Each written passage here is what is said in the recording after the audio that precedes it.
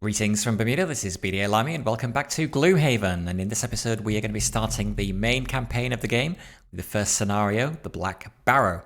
We've set up a party of 3 adventurers, a brute, a spell weaver and a tinkerer, and we are going to be playing with 3 of those. What you're going to see now is our successful attempt on the first scenario. We did one attempt before this with just the Brute and the Spellweaver and failed. And so I've cut that out of this video. So yeah, we're just going to also skip the character creation process as well. And we're going to go straight into the first scenario. So I hope you enjoy. If you do, please leave a like, subscribe, and we will be continuing on with the rest of the campaign in future videos. Everyone needs to eat. Whatever your reason for coming to Gloomhaven, out here on the edge of the world, that simple fact is never going to change. A mercenary can't fight on an empty stomach. So when Jexera, a Valrath woman wearing a red cloak and enough gold jewelry to keep you fed for a decade, approaches you in the Sleeping Lion and offers to pay you 10 gold coins to track down a thief and retrieve some stolen goods, well, seems like as good an excuse as any to sober up and start paying off your tab. This thief has taken some important documents, says the red-skinned merchant, her tail whipping about in agitation. I don't care what you do to him. Just bring back what is mine. Based on Jexera's description, it was easy enough to knock around a few alley thugs and get a location of the Thieves Hideout. You don't find yourself as a mercenary way out in Gloomhaven without knowing how to crack a few skulls. So your target is the Black Barrow. Sounds like a lovely place.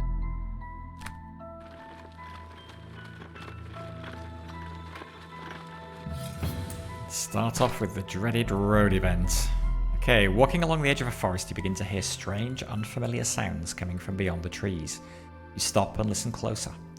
There's a rhythm to the sounds, and with that established, you begin to pick out different human voices in the mix. You'd venture to say that the noise vaguely sounds like chanting. Do we head into the forest to investigate the chanting, or do we keep moving on down the road? No need to get mixed up in whatever is going on. At least one of these will definitely be a bad outcome. God, let's investigate the chanting. You quietly move through the forest towards the noise. Eventually, you come upon a clearing where you see a circle of cultists performing some strange ritual. One of them notices you and shouts to the others. The situation devolves into a bloody battle. You are, of course, victorious. Sap some of your strength. Okay, so collecting 3 perk points will unlock a perk. Perks are very handy as they allow you to edit a mercenary's attack modifier deck. Indeed. The good thing about losing a perk point right now is that none of our characters actually have any perk points. So that's absolutely fine. And instead we will get 5 XP.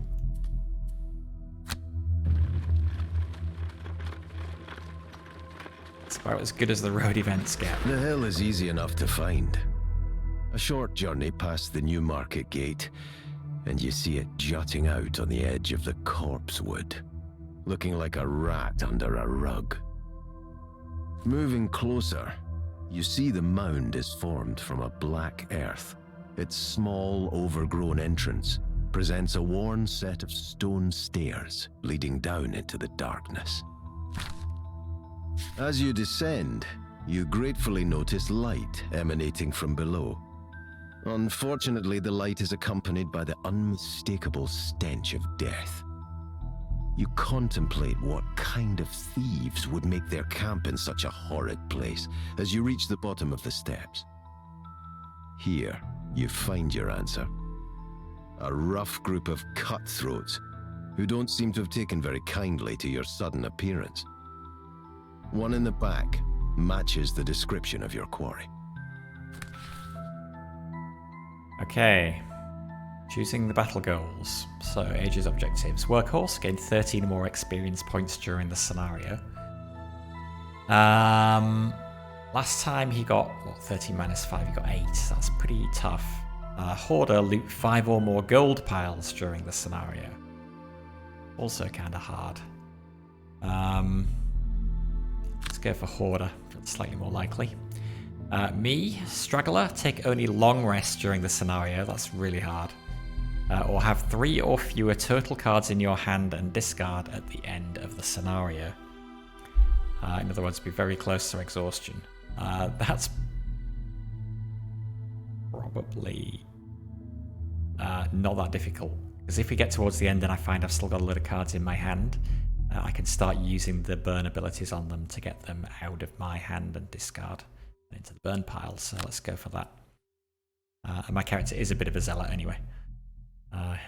He's a follower of Zorn. His personal quest is to back down some cultists. Not because he wants to kill them, I don't think. Fatigued, choice between Opener, be the first to kill a monster during the scenario, or loot a chest during the scenario. We know there is a chest in the final room.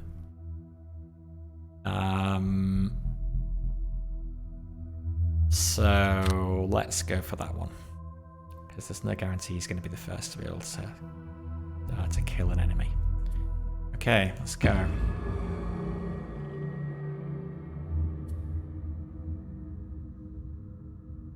Take care of these unfortunates. Wow, your okay. target says, backing out of the room. You can vaguely make out his silhouette as he retreats down a hallway and through a door to his left. Well, it's not every day we get people stupid enough to hand-deliver their valuables to us, grins one of the larger bandits, unsheathing a rusty blade. We'll be killing you now. Joke's on them. If you had any valuables, you probably wouldn't be down here in the first place. So last time when we came here with 2 people, we were facing only 3 enemies, although one of them was an elite. So in terms of just raw numbers of people, this is a pretty significant step up. So last time, basically, we ended up exhausting, so we basically burnt our cards too early. So I want to be careful not to make the same mistake again this time. On the other hand, though,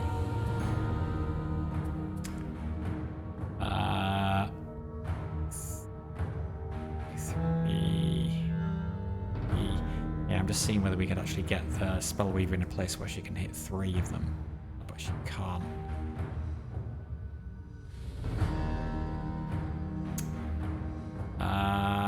They are all bandit guards, right? So they're all going to be doing the same thing.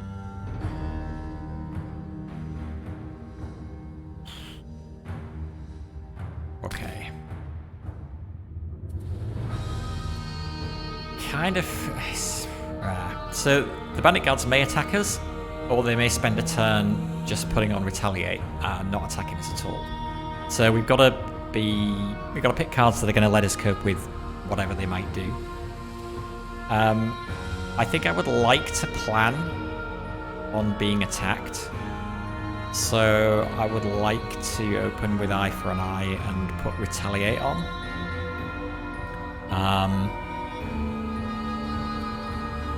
However, ideally, I would also like to put warding strength on if I'm going to do that. Well, that burns a card. Burning a card this early is not great. It also means I can't. It's harder to get into position.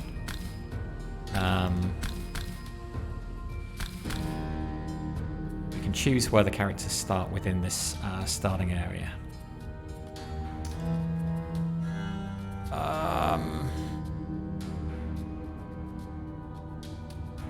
If he runs here, he could end up taking, what, 5 attacks?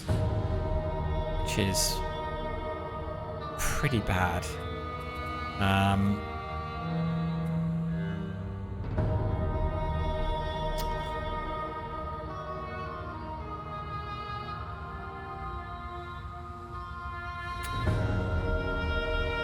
Unless we push him over to one, that we probably want to try and push him over to one side.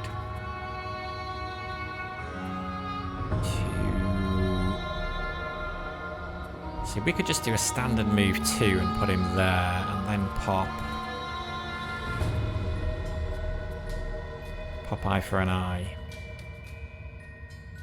And I think the furthest these guys can move is 2 spaces. If he's there, he's only going to be attacked by 4 people at most. It's still a lot though.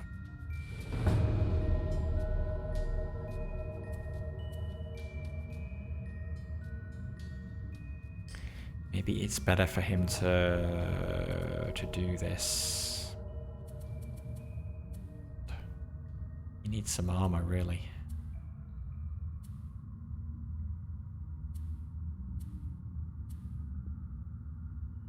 Well, or we do make the decision to burn this card now. But he's also not really in position yet.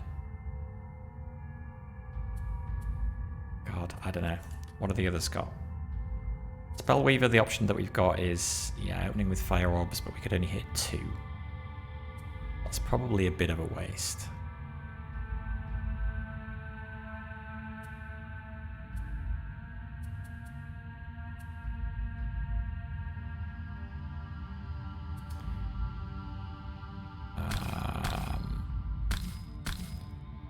Group them all together. What can the Tinkerer do? Because I don't know his deck at all, really. So heal and a move 6, don't need that. Heal and a move 2, don't need that. Attack 2, range 3 with poison. Attack 5, range 2. They are not within range. One of his area of effect attacks like that would be good. We could immobilize some enemies.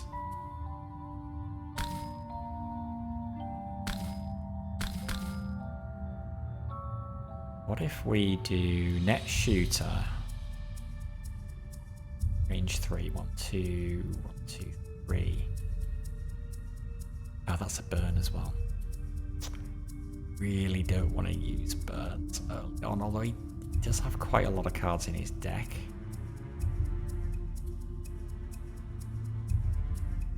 What else have we got?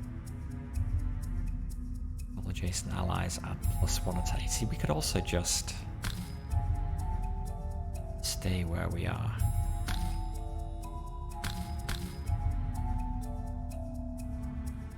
Two, three. Gotta be careful that he doesn't pull those. If we bring him back here, or you and all adjacent allies add +1 attack to all your attacks this round.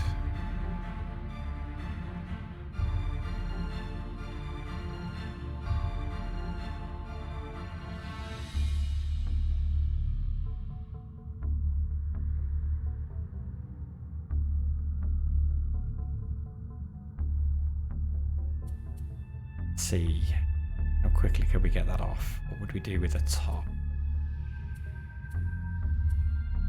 Can he do okay, top.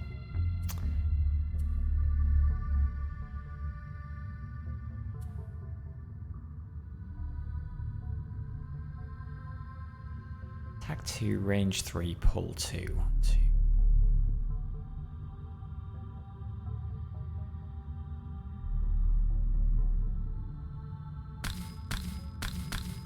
2, 3.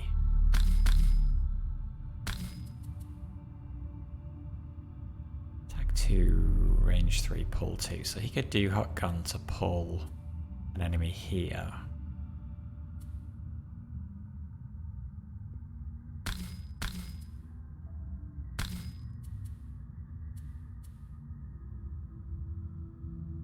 What can he do on the bottom? Don't need those. Loot don't need. Move don't need.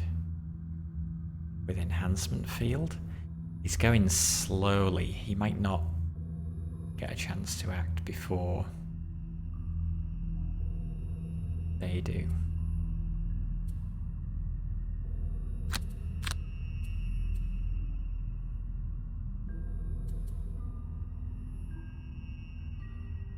I think their initiative is almost certainly going to be higher than 61.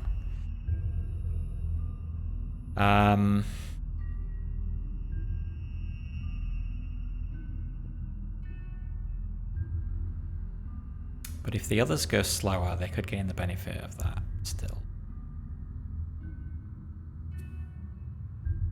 And there's the danger that he gets hit by a load of enemies. I think he's going to get hit by too many though. Okay, what if he goes slower than 61? Either they'll run in and hit him anyway, or if they don't, he can use his hook shot to pull one in. So the brute can plan on just doing an attack. Attack 3, push 2. We do a leaping cleave, attack 3. If there are 2, there's a good chance there'll be 2 people in front of him. So maybe a leaping cleave and then something from the bottom. That's slow.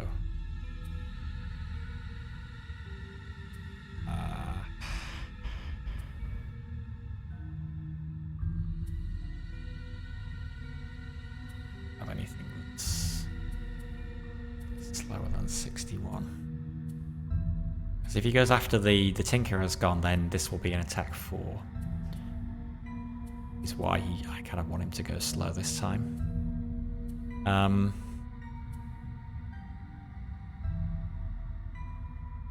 Or even sweeping blow. Any chance that they will get there though? I don't think they can move further than 2, so I think sweeping blow would be wasted. We'll do that for next go. Let's do trample. We're not going to use the bottom of trample, but we may want to use the top if we want to change things around a bit. So let's do it that way. And then Spellweaver also wants to go slower than 61. Maybe we will have 3 enemies within range, in which case maybe opening with fire orbs would not be a bad idea. And something from the bottom.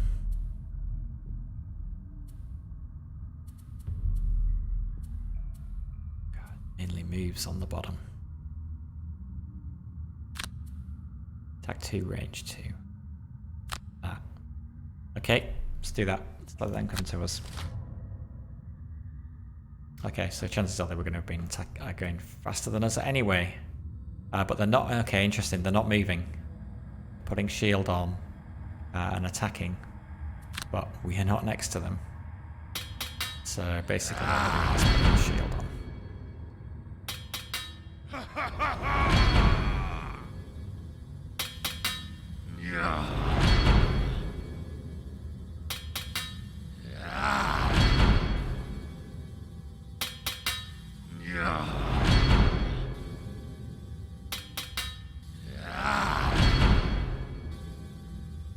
Okay. So I think we can do the same plan. So we'll do the aura.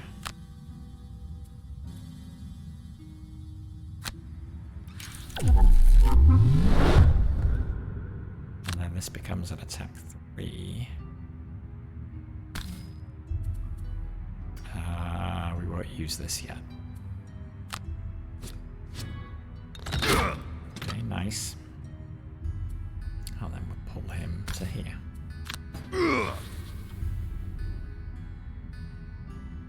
End the Tinkerer's turn. Spellweaver. Okay, so it's not worth doing fire orbs. So we're gonna have to do this instead. Which is fine. Attack 3, range 2. He is now in range, and it's an attack 4 because of the Tinkerer's buff. Oh, -2. Really? Second worst modifier in our entire deck.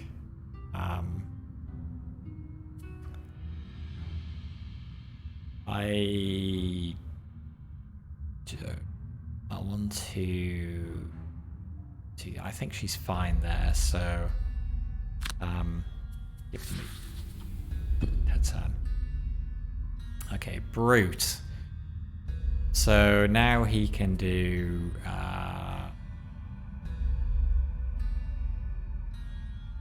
this. Attack 3 PS2, which is actually attack 4 PS2, so unless he pulls the miss attack modifier. Didn't. One guard down. Okay. Now, do we... I think what we do is we run him. And this will also create an element which the Spellweaver could use next go. So we'll use this and put him here. And then next round we'll try and get him to go early. So he can maybe put Retaliate on and possibly his defensive ability as well. In the hope that next turn these guys will come and attack us.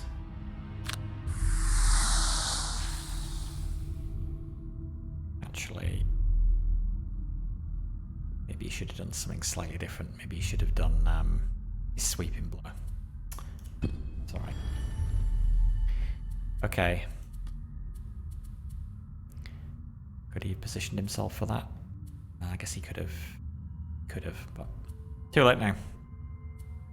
Too late now. So,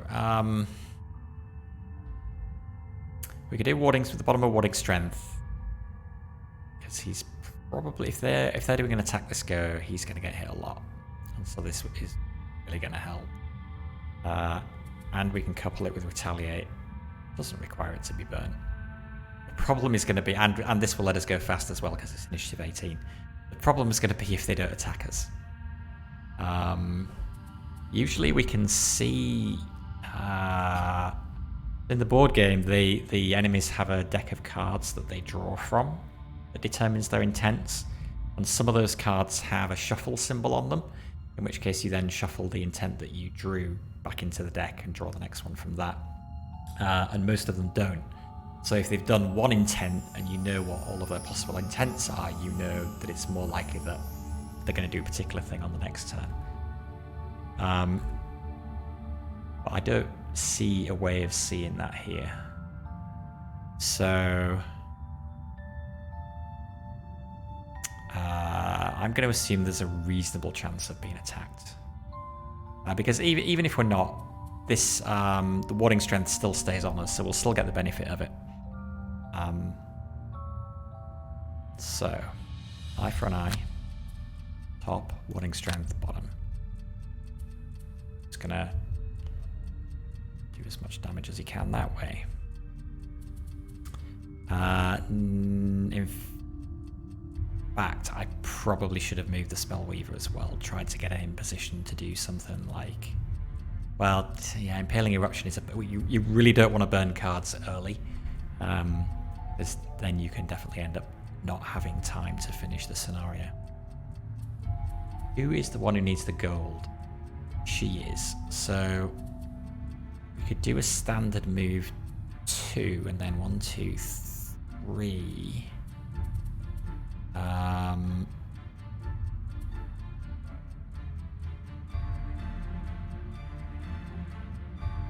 Have wind active. That only boosts our movement abilities, I think. Oh no, we could use it for this to add 1 extra attack. Oh, that would be good. Range 3, so from there 1, 2, 3. Yeah, okay, that works. So let's use this just for the bottom, and she was going to want to go fast. And then top of Frost Armor. This is a bit bold though, pushing her forward, but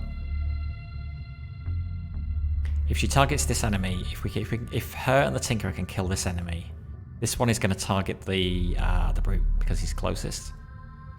So we shouldn't have to worry about her pulling anything. So Frost Armor and Ride the Wind. And then Tinkerer, that's going to be an attack 3 on this enemy. Tinkerer would like to do some kind of attack as well. I could do Toxic Bolt, put poison on.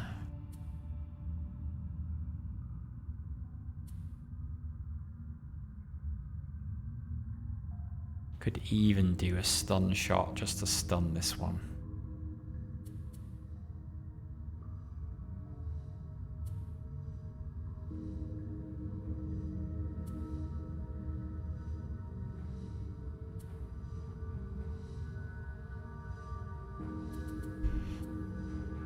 his fastest attack? Toxic Bolt.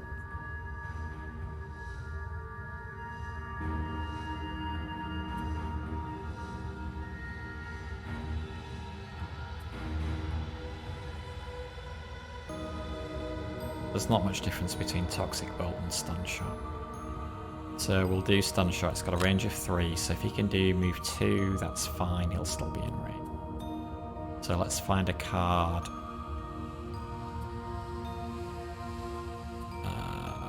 Like that one that we're not going to want to use for anything else.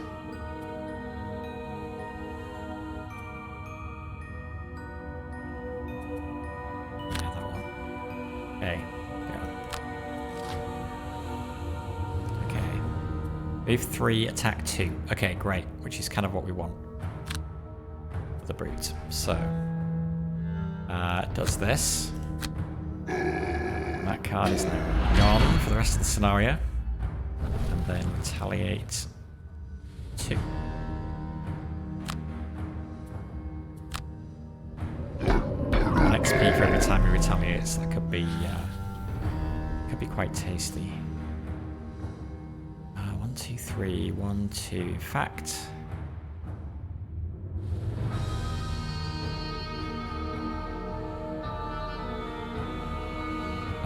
No, I still think we want to stun. We don't want him taking too much damage. So...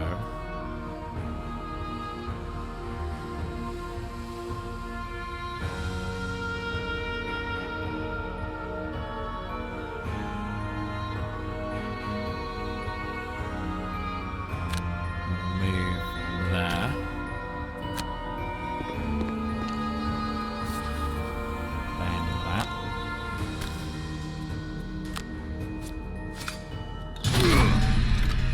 Decent amount of damage as well.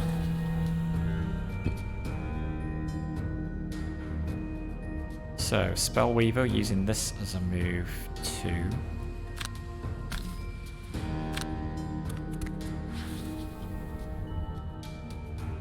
I wonder.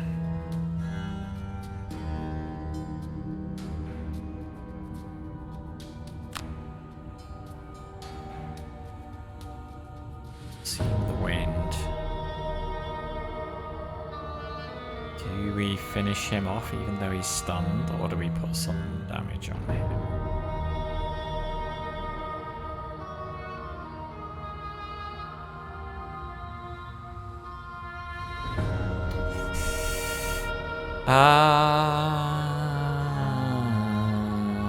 Let's try and finish him off. There's no guarantee we will. We draw negative modifier. Positive one.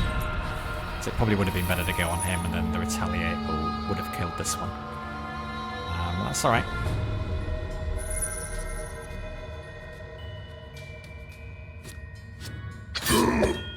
Three damage, okay. Warning strength reduces it to 2. And the retaliate goes off. Reduces it to 1.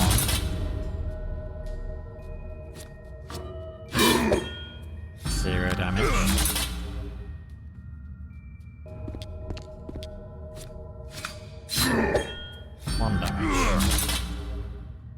Okay. Right. Oh, I'm going to say now they're lined up for Impelling Eruption, but again, it's a burn. Burning cards is less bad with the Spellweaver because she has Reviving Ether to bring them back, but it's still going to mean that she's going to have to use Reviving Ether earlier, so...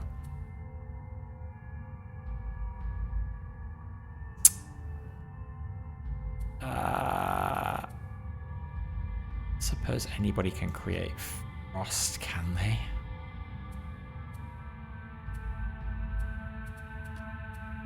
Don't think so. Fire. Nope. Otherwise she could have run in the middle of them and done that. Alright, well, these guys are lined up pretty well for a sweeping blow.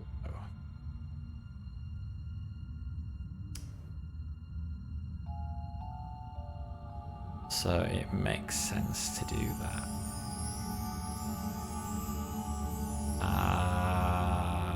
It's also gonna make sense Do something on the bottom. Shield 1. Seems like a pretty good move right about now. A shield bash and sweeping blow. Tinkerer, what can he do? Good attacks has he got that does not burn a card? I mean, he could just heal as well. Could heal the brute, given the brute is tanking this, which is, yeah, probably not a bad idea. Heal 3, range 3. Master heal 3, range 3. We did that. What's he got on the bottom?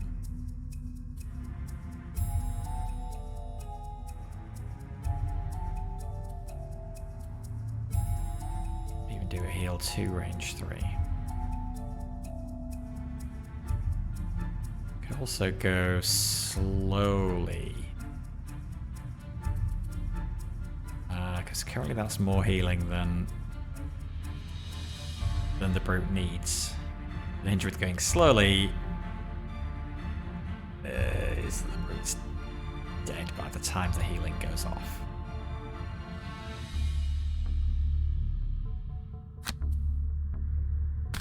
Could the Spellweaver thin things out a bit before then? Mana Bowl, attack 2, range 3. There are no elements up, so she can't boost the attack of it. 1, 2, 3. He is within range though, she wouldn't even have to move. She's also got a heal. Oh, but that burns. Yeah, we don't want to use it. The Mana Bowl is a given.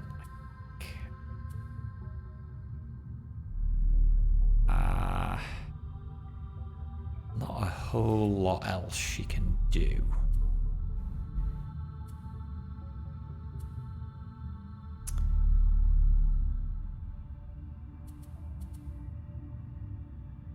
Although using a move to move closer towards the door. But yeah.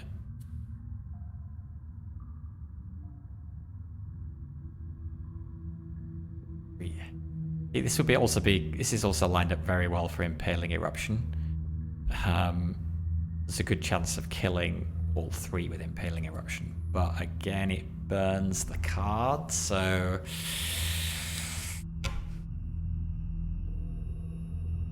don't really want to do that just yet. And we know the final room is full of enemies. So Impelling Eruption, well, but then she's going to use Reviving Ether before she gets to the final room, so she'll get it back. Maybe that does make sense.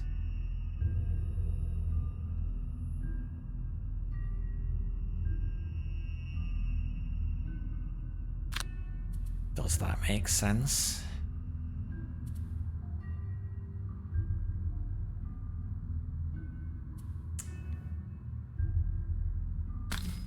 What did the Tinkerer do then that was not a heal?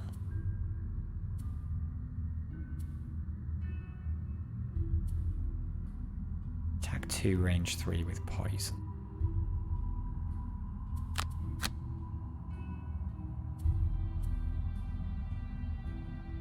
Because between the Spellweaver and the Brute, I think these 3 are probably dead unless we get very unlucky. So, what are we looking at?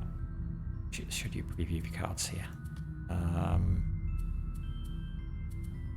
Topper for Impelling Eruption. We haven't burnt any cards yet, so actually this is fine. Bottom for a heal on the Brute, okay. Then the Brute does Shield Bash on himself and from the bottom, Sweeping Blow from the top. Tinkerer does... actually then the Tinkerer wants to go faster now. 18. 18. Oh. 18, 74. He's still going last out of these 3 though. Everybody's going super fast this turn. Which is a shame, means the poison doesn't... it's not going to help. That's fine. Go. Shield 1, attack 2, and they're going pretty fast, but not fast enough. Okay, Spellweaver. Primary target. Target all enemies on the path to the primary target.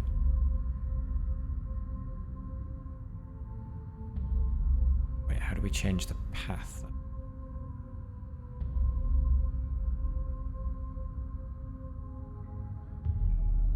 1, 2, 3, 4. We should be able to do this.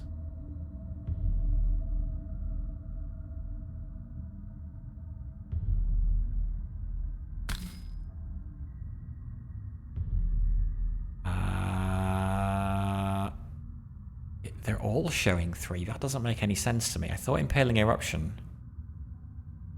is also showing this as the path. I think we need to do 1, 2, 3. I'm thinking this is just showing who could be on the path to the primary target. Okay, go. Nice. 1 crit. 2 kills. And then a heal. Oh, I've done it again. Oh, I did this last time. I saw the heal and got excited it's a heal 3 and then didn't look at the fact it was a range 1. Okay, so instead we're going to do a move. Undo. To try and get her. Now, if I move next to one of these enemies and we don't kill it, they will target her in preference to the brute because she's got a lower initiative. It's done basically when the enemies are targeting us, it's whichever one of us is closer to them, counted by the number of hexes, and if there's a tie, then the lowest initiative hero is picked first. But I do want to get as close to the door as possible.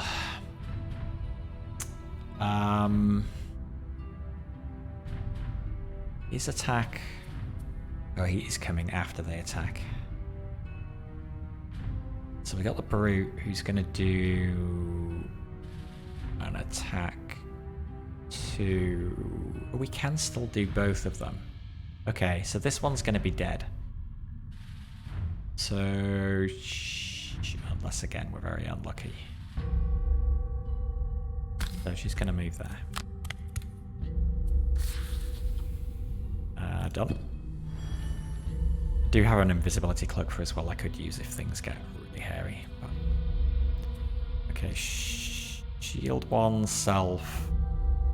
Well, okay, let's do this first. Let's see. Confirm targets. Oh, I can have had the +2 on that one. So this guy is going to attack and he's going to attack him, so it is still worth doing the shield. And then the brute's turn.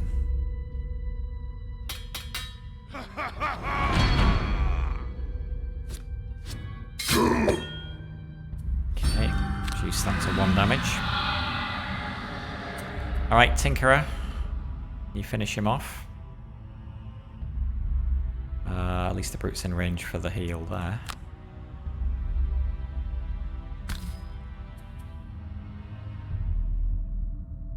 Could use this to ignore his armor.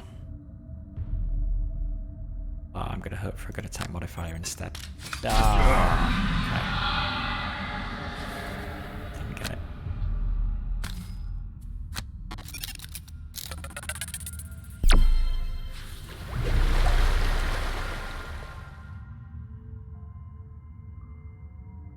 That heal him?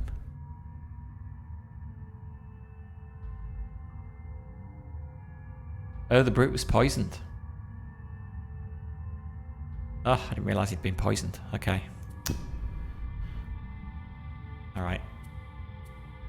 Okay, so Spellweaver's only got 2 cards she can use anyway, so don't have to think about that.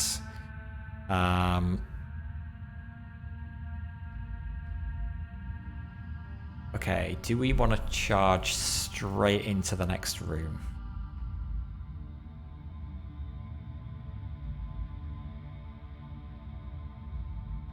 What is the Spellweaver going to do?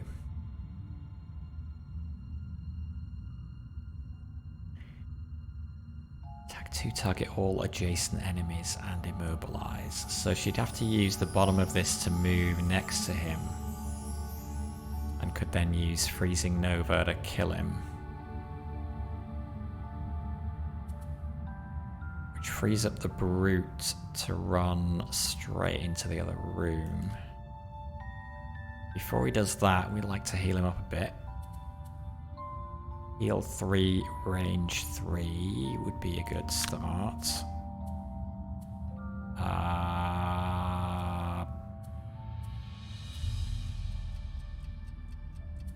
What can you do on the bottom?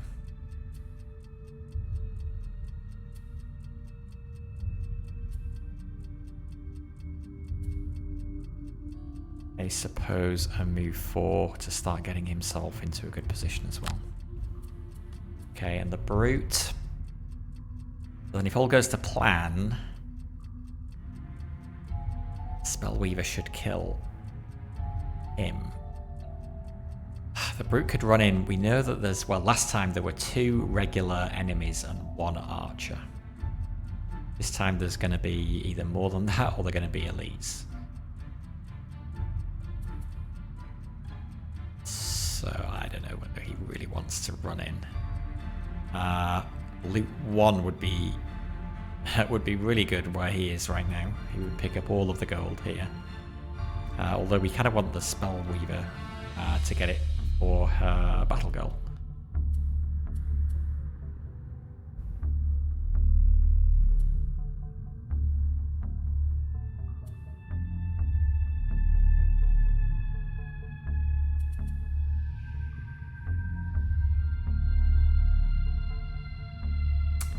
Could at least open the door with that, I guess.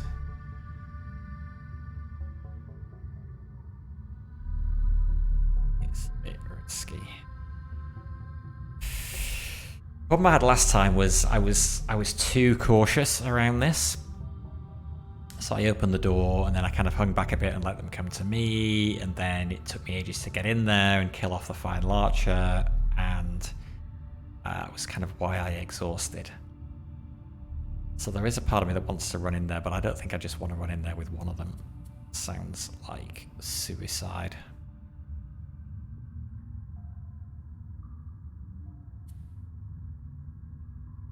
But we could still open the door and then drop back.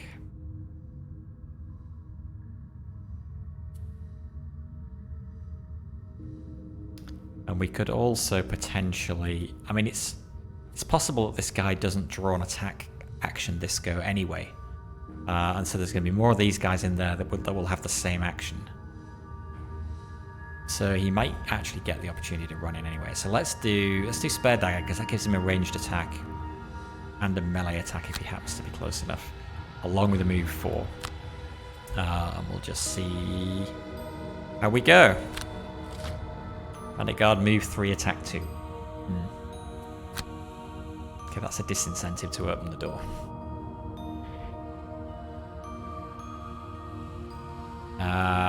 Okay, heal 3, range 3.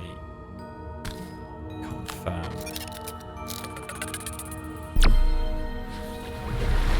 And then move 4. 1, 2, 3, 4. Gets him in position to do something next turn. Are we going to open the door this turn? Feels like a waste if we don't.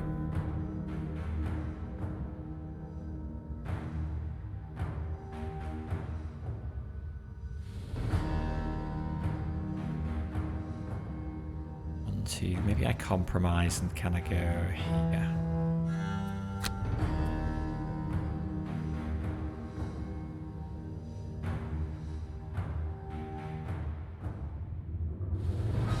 I think I can afford to let the Spellweaver pick all of this up.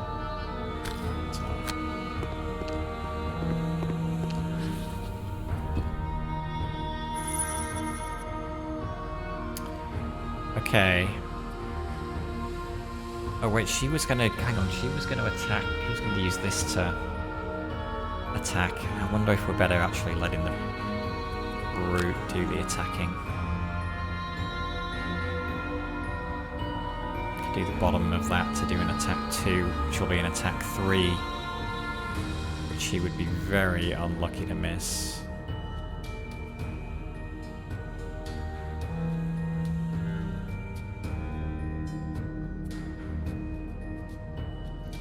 Do that. Her top attack is... If we put her on a gold, her top attack is useless. But I think we're going to wait till next go to go and open the door. So... Move there. Skip movement. And then let this...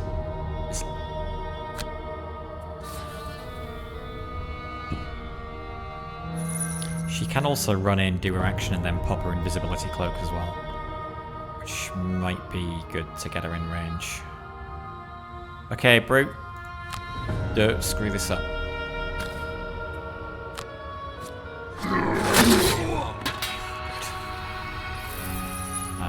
And then I guess we're gonna loot with him. We might as well. Everybody's got some gold. Okay. So, Spellweaver needs to do a short rest. I think. Yeah, no point doing a long rest. Lose Ride the Wind. That's a bummer given her battle goal. This is a really good move to let her get into position quickly, but I think it's alright. Brute has 2 cards left. Move 3, push 2. That could be good. That may actually let him, especially with his boots, that lets him move further. He may be able to use that to push an enemy in this room into one of the traps that are in this room.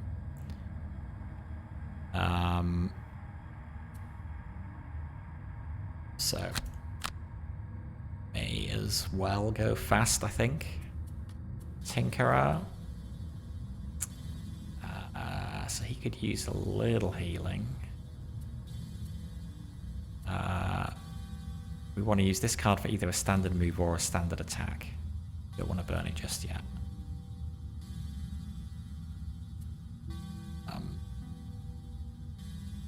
Heal 3, range 3. We could do that now.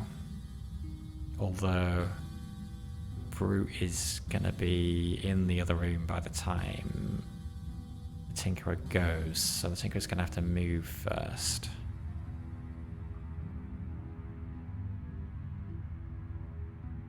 Shield 1 aura affects self and all adjacent allies. I'm trying to remember whether that is... To get the benefit of the shield, you have to be adjacent to the Tinkerer when you need the shield, or if it's give shield 1 to all allies when the ability is used. I think it's you have to be next to the Tinkerer when you need the shield. In which case that's less useful. What did we say she was going to do? We haven't decided yet. They're not going to be attacked anyway because they're going to be at the back. Brute's going to be in front. So...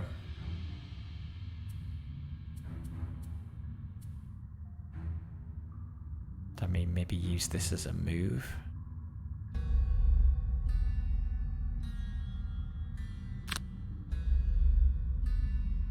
Maybe we even go slow and we see what the enemies in there are doing first. Use that as a move, combine it with heal 3, range 3.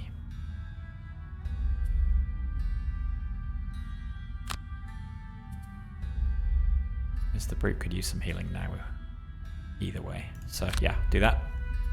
It just leaves the Spellweaver. So the brute's going first. We'll be in there. We want to run her in.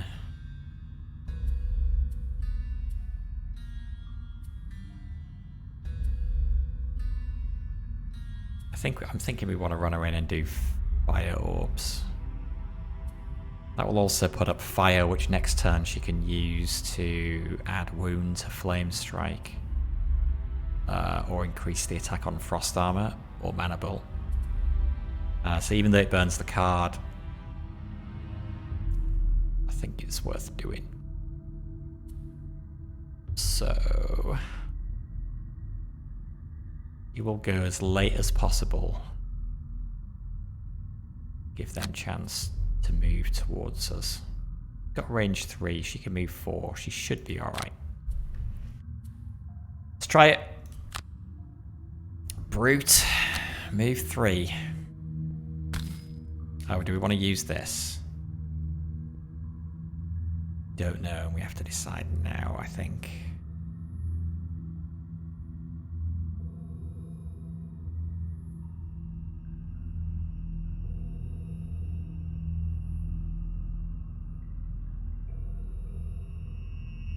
Don't know, because we don't know where the enemies are going to be.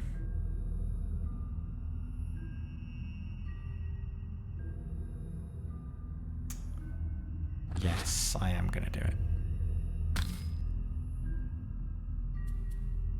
These can be got back after a long rest if necessary. Oh god. This is a totally different setup to last time.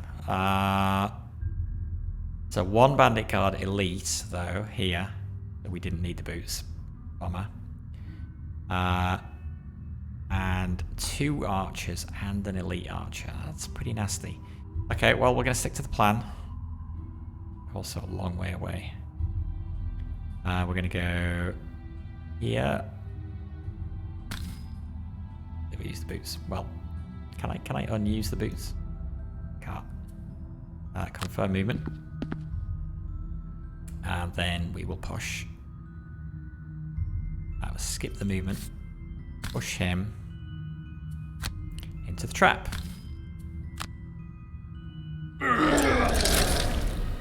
The downside is we can't use this now. But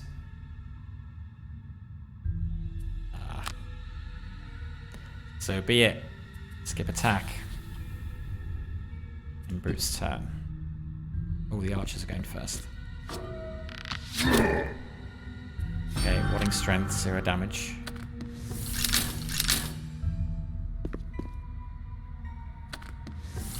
It's very good of them to lay traps down there that I can push them all into. Okay, that wasn't too bad. He's doing a move 2, attack 3. Alright. So the plan with him was to use this as a standard move and then a heal 3, range 3. So that's still a good plan.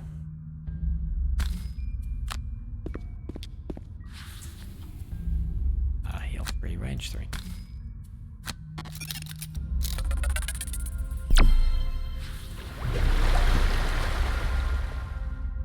Card elite. Oh, my shield thing has run out now. Okay. Right. Move 4 with jump. Oh, the archers are still out of range, though.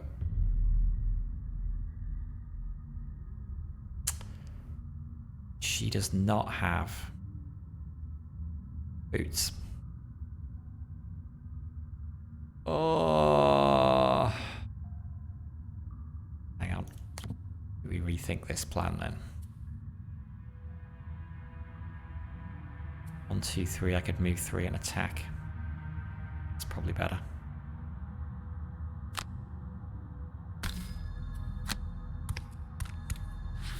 Not usually doing a melee attack, but sure. I also need to make sure I don't accidentally not use this when I need to. I think I'm still good. He's got 1 shield, unfortunately. We might get lucky. Nope. 1 damage. Oh, better than nothing. And do we pop her cloak?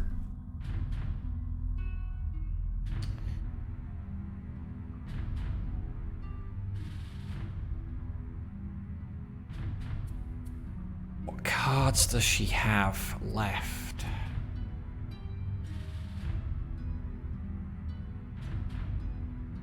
Yeah, and the annoying thing is because I played Fire Orbs this turn, I don't even have it available to use next turn.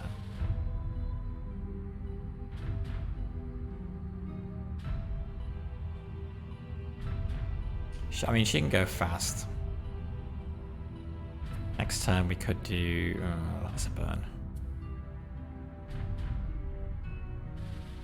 We could pull her back. So no, I don't think we need to use a cloak.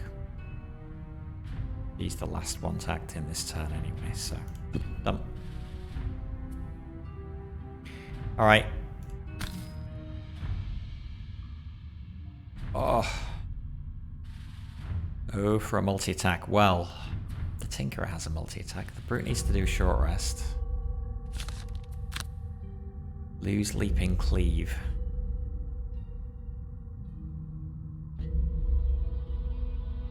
And the move 3 and jump.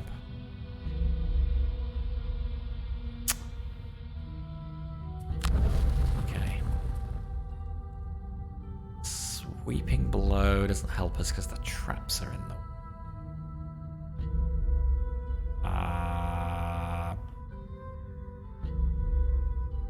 Although rushing these guys 2, 3, 4, he can do it with grab and go. Rushing these guys is not a bad idea because if they can't, or if she can't move, she'll suffer disadvantage. We then have to leave him to be dealt with by these two, which to be doable. But then if he's down there, he's also out of range of the healing.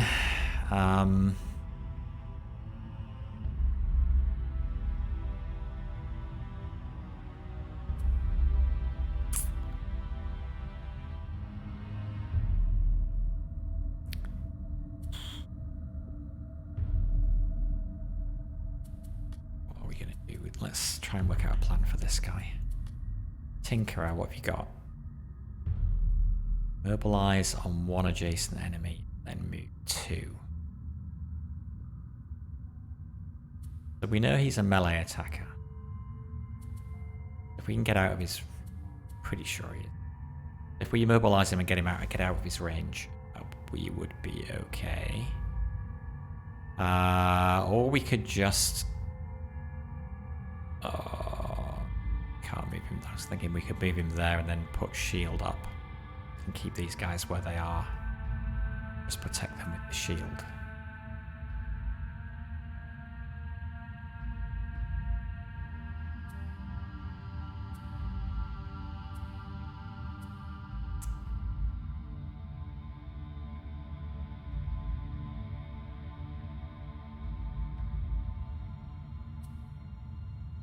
Does have piercing bow.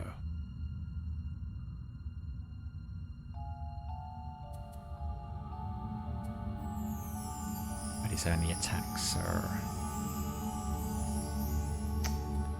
not very good.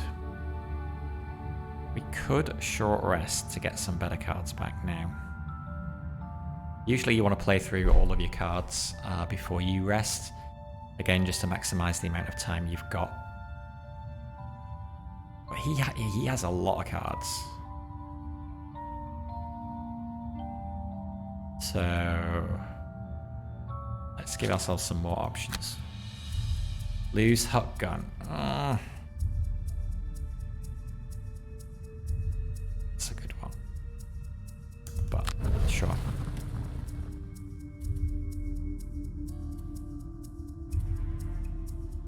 What is his strongest ranged attack that doesn't burn?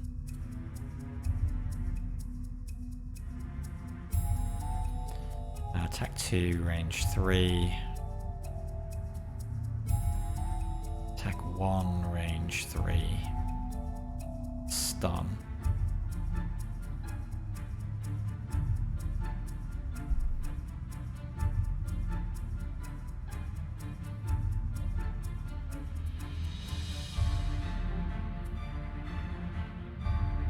Alternately, he runs down to the back and does some kind of AoE on those archers.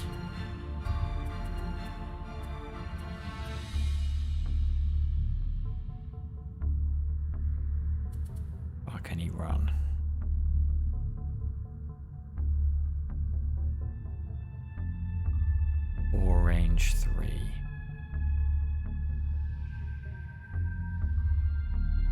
Ink bomb.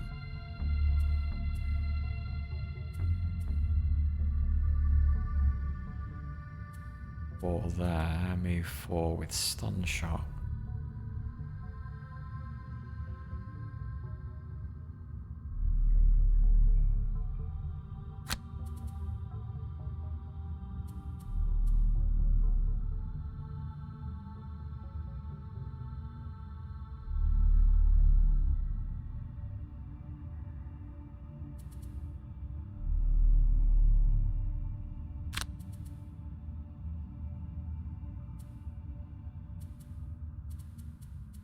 Actually gives him a couple of options. He could either use it to move 4, go 1, 2, 3, 4, and then ink bomb range 3, 1, 2, 3, so you can target like these two. Or he could use it to stun the elite here. You can do from where he is, and use this as a move 4.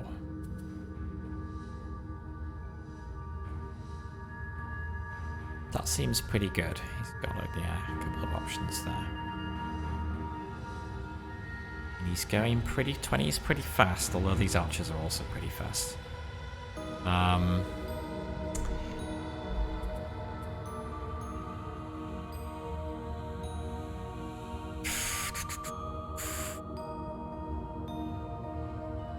Could go fast with that. Attack 2 and disarm.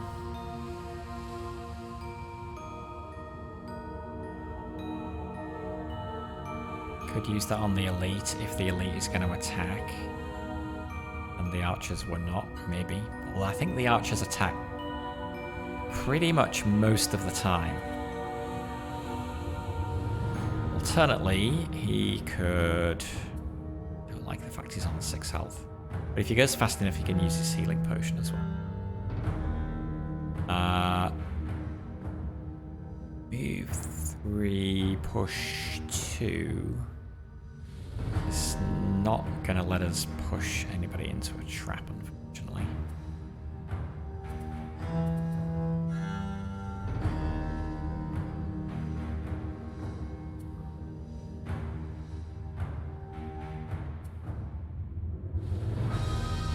If the archers, if we do grab and go, we could then go 1, 2, 3, 4, and then disarm this archer if she's going to attack.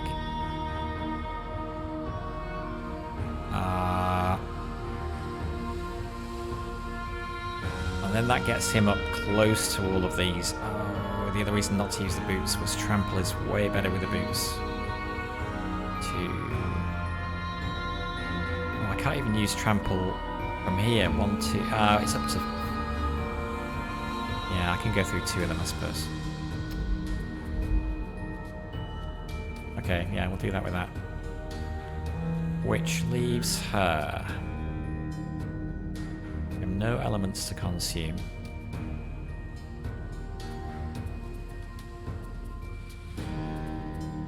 But we would if we went after the Tinkerer. Don't want to risk going that slow.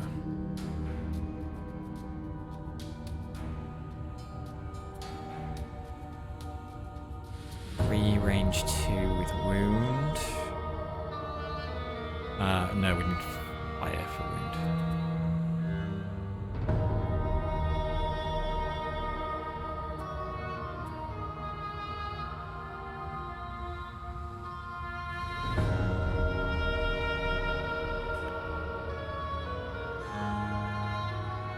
Let's get out of the way, because we could use this one as a standard move. Primarily for the initiative.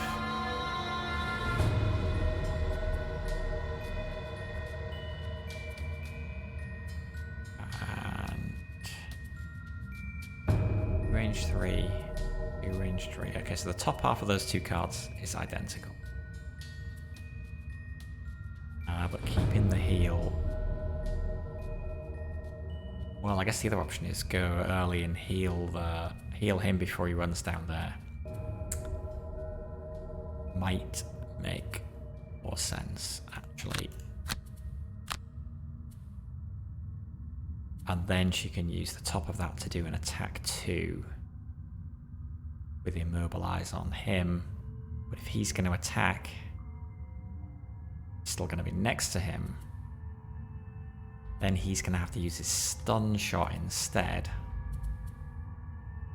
Which leaves a lot of the guys down the back still up, which is not ideal.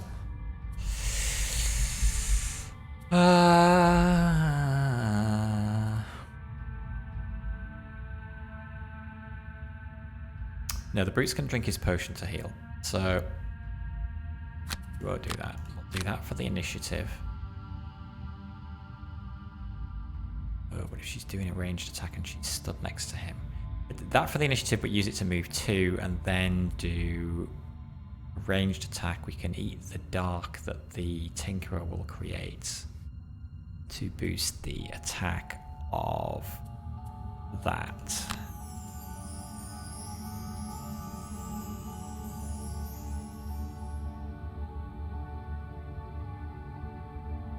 Let's do that. Okay, what's going on? So Bandit Archer Elite, move 2, attack 2. Bandit Guard Elite, move 1, attack 3, range 2.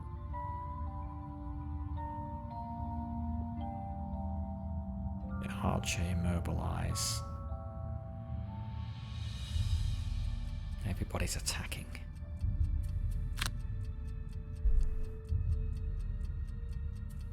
Okay. Let's start by healing.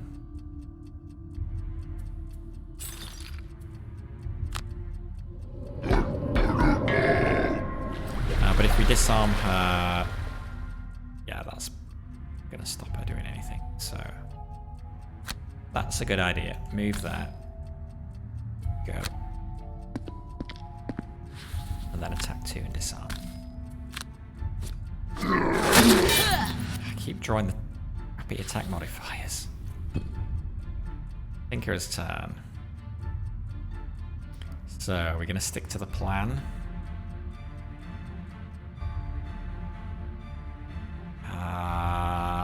He will then be targeted by the elite. An attack 3. He can take an attack 3. That's fine. Let's use this opportunity to get a bunch of damage.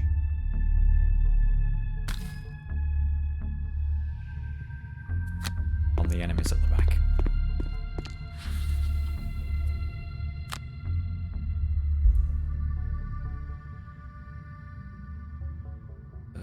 There.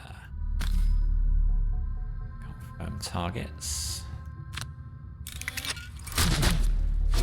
Oh, -2 and +0. Why don't I never get any positive attack modifiers? Okay.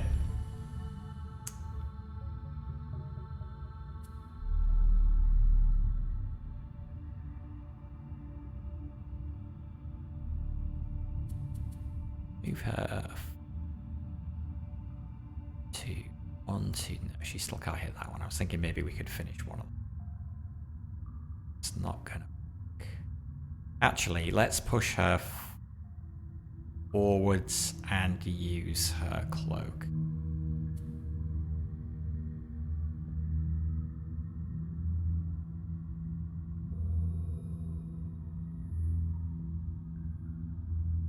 I can do it either way around.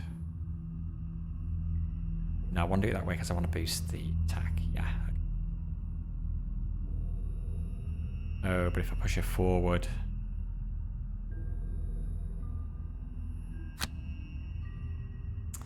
Push her forward, she's going to be adjacent to the guy that she can shoot at. 2, yeah. So... Go here, her and the Tinkerer are equidistant from the elite, so the elite will target the Tinkerer because he's in. Just has to get back here. Who knows, maybe we'll... No. Well, we'd have to get a critical hit, I think, to kill. Get the rest of our movement. Do that.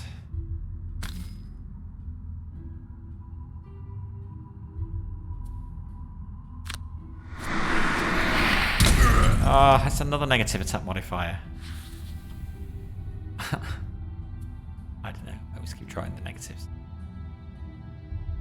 Alright, yeah, so I don't think we need to do this because I think she will not be targeted by this guy.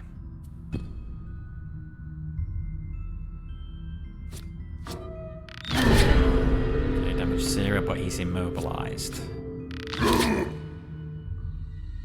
That's okay, because he can just hit her next go. Ow. That's a lot of damage. Okay. Mana Bolt, Flame Strike, because they're the only 2 cards she's got. Brute needs to do 2 hit points of damage here, and then a ranged attack on the others, because he can't move would be good. So... top Spare Dagger. We could use the bottom of Spare Dagger.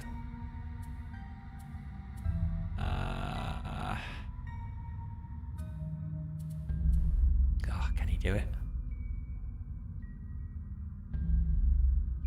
Attack 3, Pierce 2. Oh, I see, he should really be attacking. Anyway.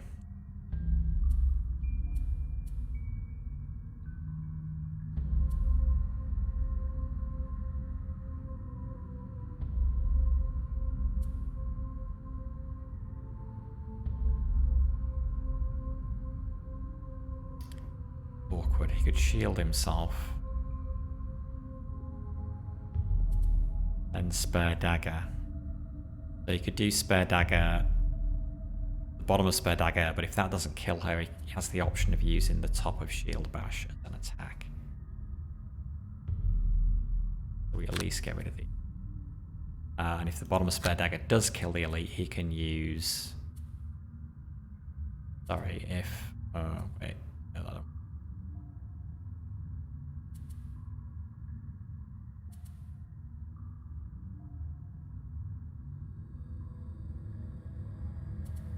He wants to use the top of Spare Dagger as a standard attack. Actually, well, in that case, he doesn't need Spare Dagger.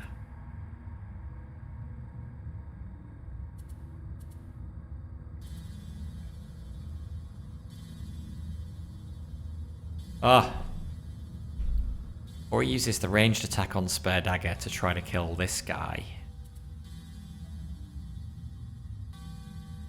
And then shield. Yeah, maybe that's what he does. Ranged attack to try and kill that guy, and then just the shield on the bottom to protect himself. Tinkerer can the Tinkerer kill? What are we doing about this guy then?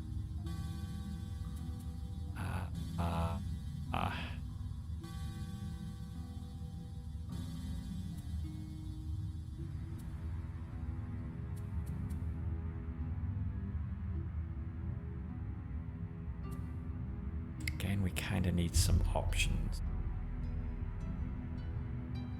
Whether this guy is going to do a ranged attack or a melee attack.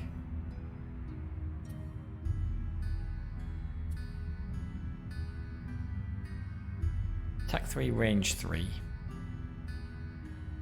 It's decent. Do the top of that.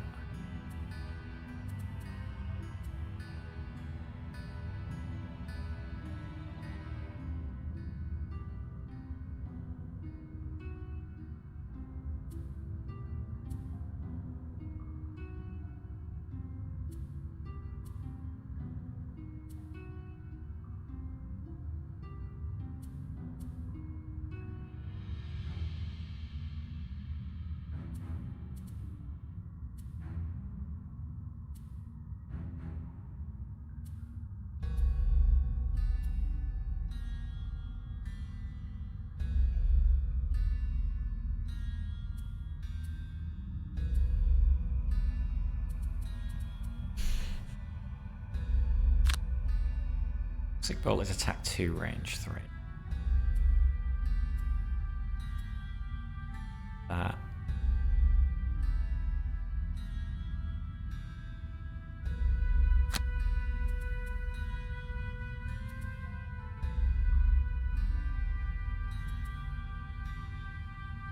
Could use the bottom of that to move 2. that doesn't work.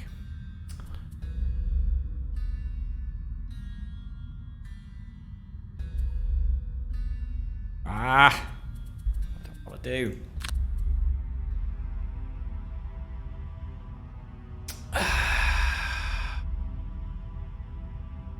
What's the Spell Weaver going to be doing again? Attack 2, range 2. Attack 2, range 3. If we're lucky, it may kill him.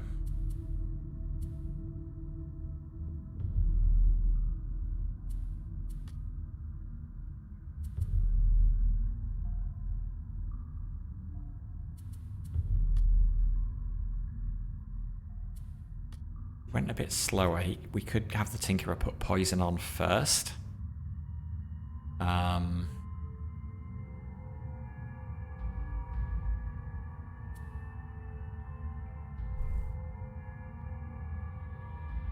I want to make sure I go before the elite goes.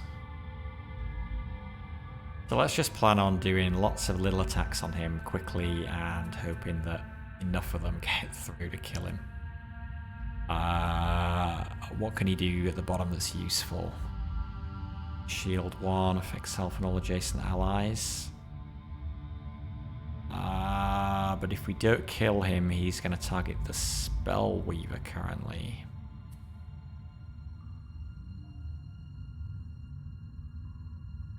Or we just do the bottom of this to boost his attack. Is that a chance of killing him? Yeah, let's do that. Go. Attack 4, range 6. Jesus. Attack 3, range 5. Bloody hell. Move 1, attack 4. God, everybody's doing nasty, nasty attacks. Alright. Let's hope we can kill someone then.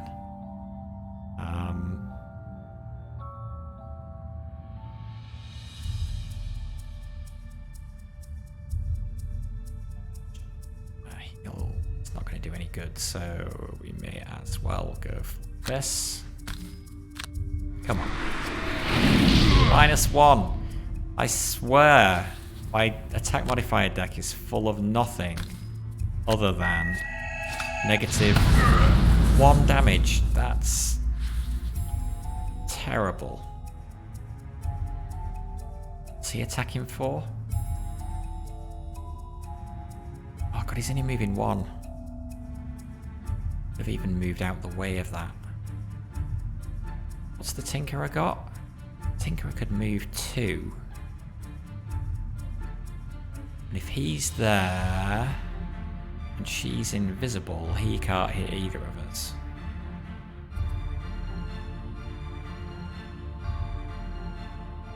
Or we just burn a Tinkerer card to do an attack 5. Maybe we do that. And then we've got the option of an attack 3, range 3. In fact, we can do the attack 3, range 3 first. And if that doesn't kill him, which as it would pain me, we could do the attack 5. We want to make sure we kill this thing. So we do not need to shield the spell. We do not need to use the cloak for the spell. Okay, Brute. You gotta kill this elite. Although at least she will not be able to move, so she will be at disadvantage. We can do...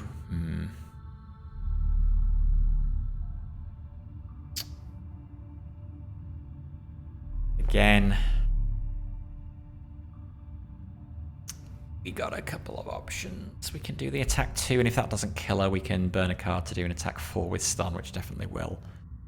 Although that will be a bit of a waste.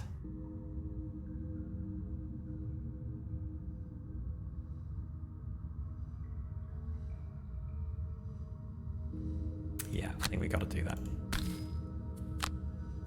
-2. What is with these attack modifiers? Okay, he's burning a card. Worst case, if we draw a miss, at least she will still be stunned.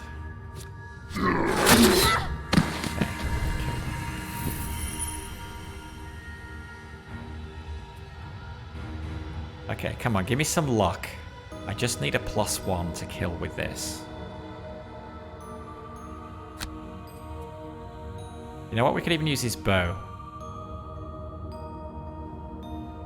Still doesn't guarantee a kill. But it's more likely. Let's do it.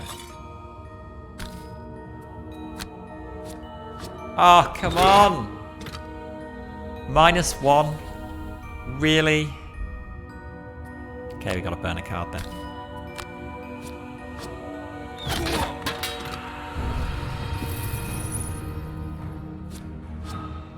Damage! Oh my god.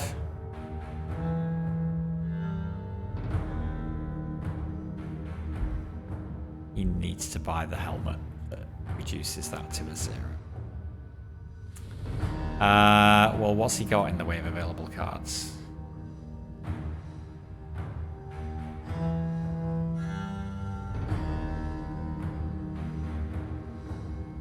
Burn it to say avoid 6 damage.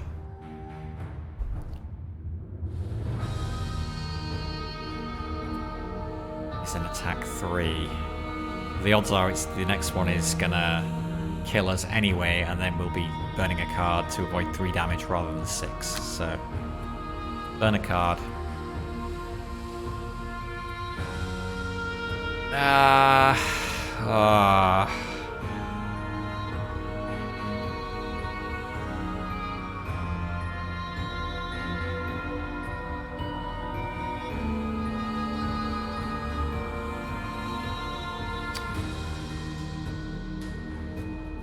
Sweeping below may actually be useful next go.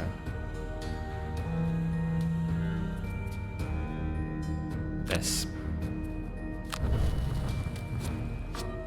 Okay, 2 damage. Short rest. Mana bolt. Yeah, I can't redraw because if I redraw reviving ether, then she's going to be exhausting. So we're losing another heal, which is bad, but sure.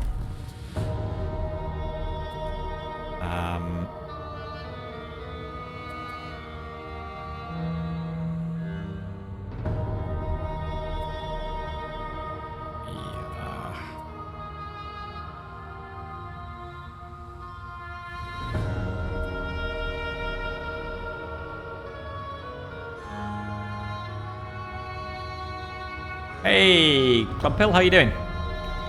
You're playing the brute with the same personal goal, Seeker of Zorn. Nice, nice, nice. You're gonna retire him next scenario. You're gonna miss him. Cool. How far through the campaign are you? God, you're doing pretty good if you're already at the point of retiring a character, given the campaign only came out last week. You must have been playing a lot. Did you play the board game version as well?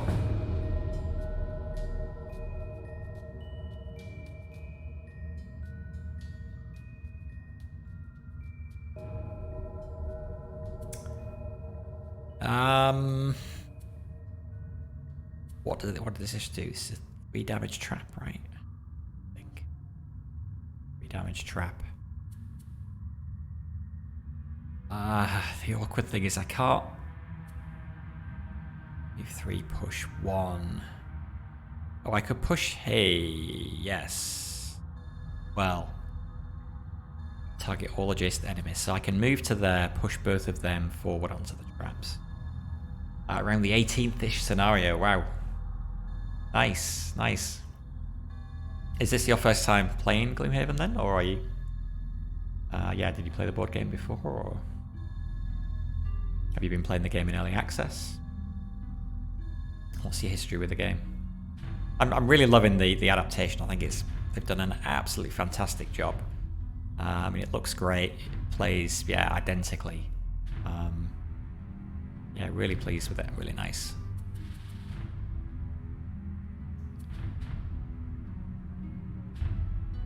Fortunately, he's going very slowly.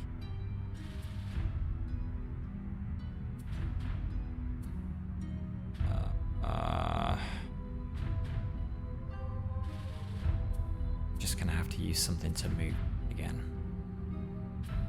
So I guess that and that. First playthrough, you playing tabletop? Okay. So sorry, you're saying you've got you're playing a brute in the tabletop version of the game, or you played a brute in the digital version? Yeah, I played the tabletop version all the way through the campaign with a couple of my friends. We started just before the pandemic hit.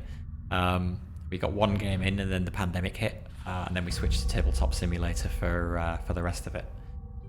So, yeah, I don't know if you... Should you ever not be able to play in person, Tabletop Simulator's got a fantastic free mod for this, which is super well implemented. And yeah, we played our entire thing on that. You just realised it was digital today? Oh, okay, nice. Yeah, this has been in early access for a couple of years now, but only just hit 1.0 obviously, and they've only just released the campaign.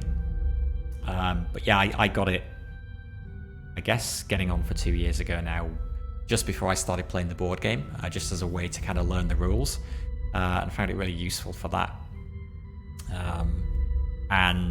But basically played it a little bit then just to get my head around it, and haven't touched it since. So it's cool being able to come back to it now and see how much has changed, and yeah, the addition to the board game campaign is really good. Okay, so yeah, we're going to do that. We're going to be acting slowly though. What can we do to help him? So this one is going to be killed by this trap. Somebody's going to need to finish off that one, which is probably 1, 2, 3 going to be the Tinkerer's job. You do 3 damage at range 3. Although you are going to need to heal the brute as well.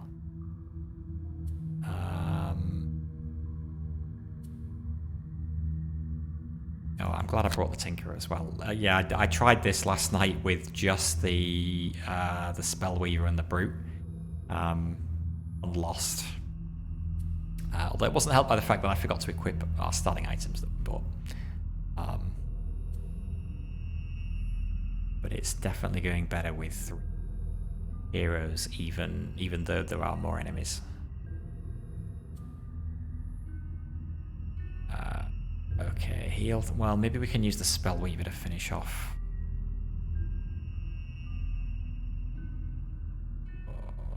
Do this. Heal 3, range 3. Bottom, looking for a decent bot. What can we do?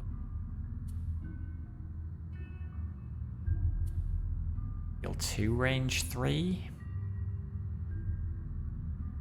But yeah, because he needs to heal himself actually. So yeah, let's take those. Tinkerer is healing this turn.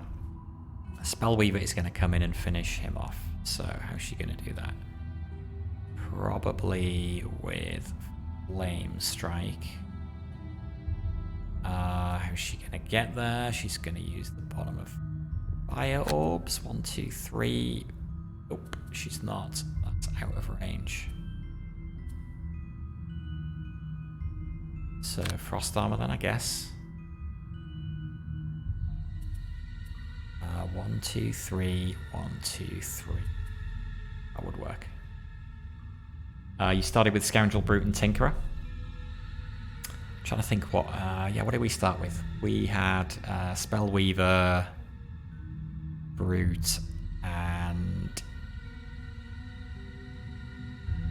Spellweaver, Brute, and Mind Thief. Yeah, I was playing the Mind Thief.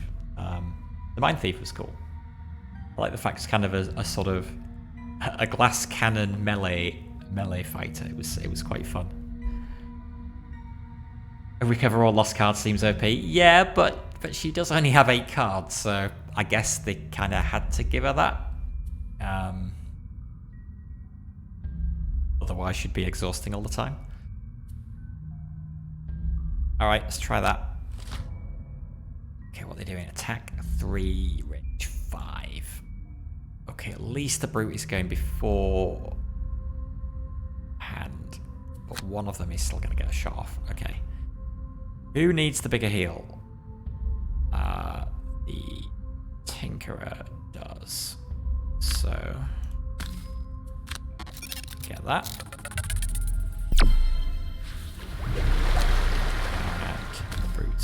that.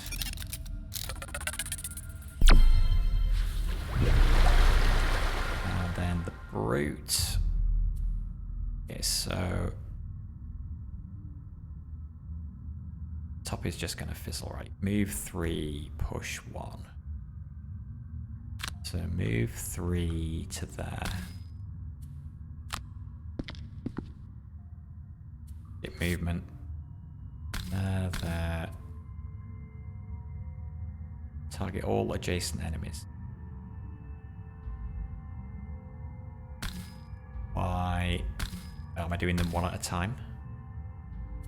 Firm targets. Do I have to? God, don't let me mess this up. Should be pushing all of them. Confirm targets.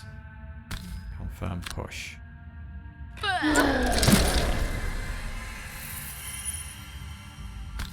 Confirm targets. Okay, phew.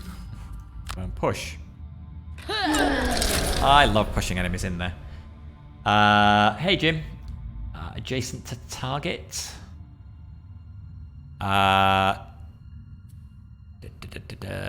Target all adjacent enemies. No, it is adjacent to yeah. It's just the UI sometimes. I made a mistake last night where which was my fault, not the game's really, but yeah, the UI didn't make it super clear, and I ended up missing an opportunity to do something, which was bad. Bummer, this isn't a ranged attack, but it's not. Have you been playing the game yourself as well? Attack. Brute's turn. Oh, she gets to shoot me for... Oh, double damage again?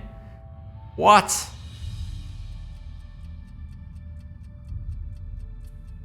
I'm very suspicious about the attack modifier decks in this game. I always seem to draw the negative attack modifiers, and only draw double damage when I've rolled a 1, or when I'm doing 1 damage.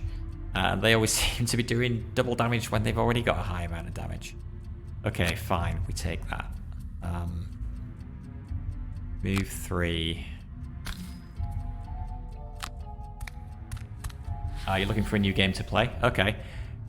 If you like this kind of board game sort of game, this has a ton of content. I mean, the board game version of this, I played it. It took me and 2 friends a year to play it all the way through the campaign.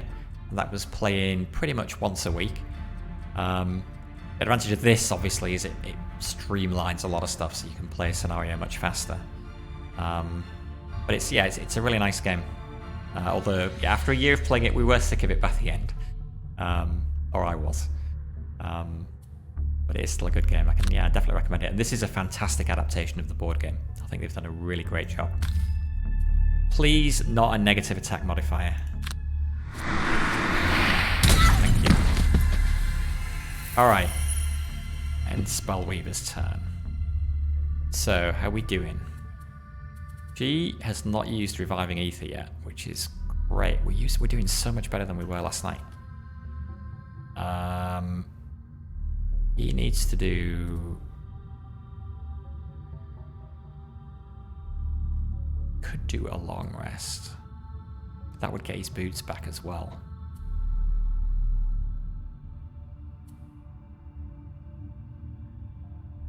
That is tempting, because then Trample becomes much more useful. Okay, how are these guys going to entertain themselves in the meantime? I guess the Spellweaver can go and pick up some coins and try and do her battle goal. She lost her loot card though, so she's just going to have to run around and stand on them. She doesn't even have a big move. It's a bit annoying. Oh, she does. Move 4. Okay. One question. Where is Wall of Doom? What do you mean? Sorry, Wall of Doom? Oh, is that one of their cards?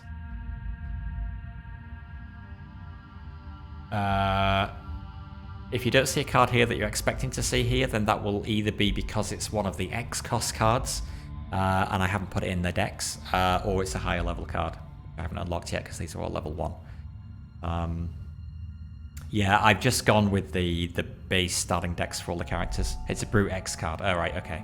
Yeah, I just went with the starting cards because it was too much to think about to try and like think what I wanted the deck to be. Having not played the game for a number of months, I just wanted to kind of get back in, play around with it, and then before the next scenario, I'll kind of take a look at the decks and maybe tweak things a little bit. Shield 2, Retaliate 2. Okay. Is that a card you usually play with them?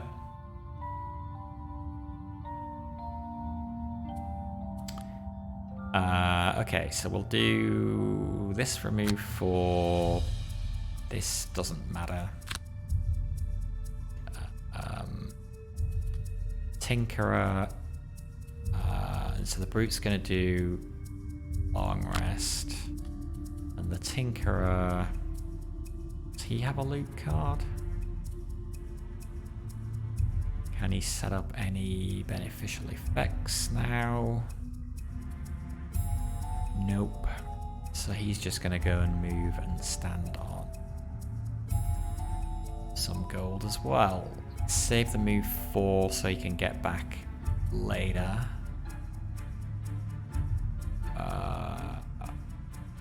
Oh, I guess he should be healing the Brute.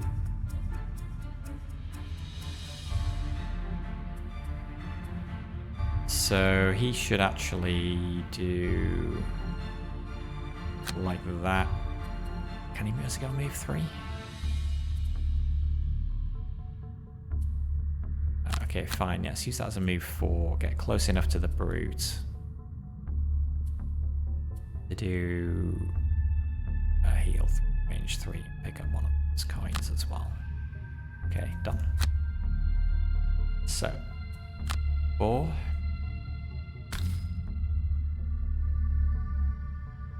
He's going to go round, yeah. He's not going to trigger the trap. He'll skip movement. Be range 3. Confirm.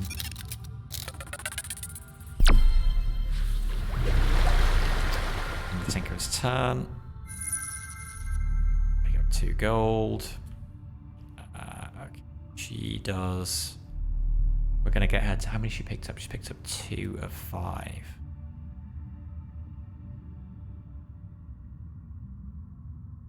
We probably made a mistake. We probably should have made it... I don't know, she's not going to have time to pick up all of these.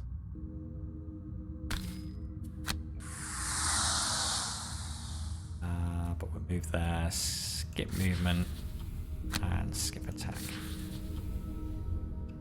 Turn. Brute. Or the long rest. Ooh, he's actually burnt quite a few cards.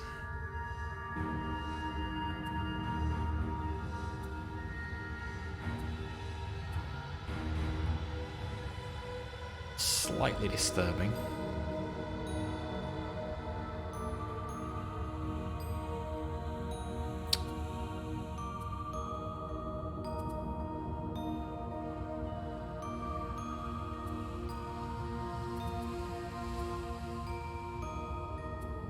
Working raw.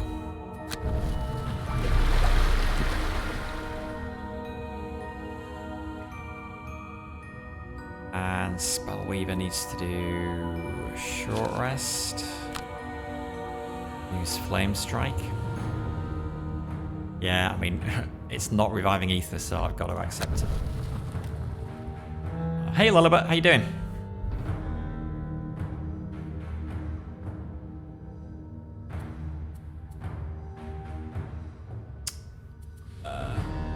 Okay, what we're going to do now then? Yes, we... Who needs to... Okay, what are we doing? She needs to loot 5 or more gold. He needs to have 3 or fewer turtle cards in hand and discard at the end of the scenario. We should be able to manage that. Doing good, thanks. Yep. Having fun with Gloomhaven. Sure. Have you played this yourself?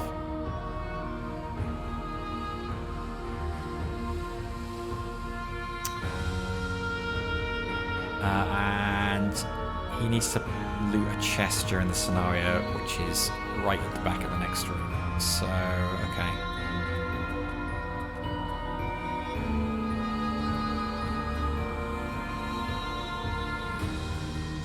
What are we going to do here?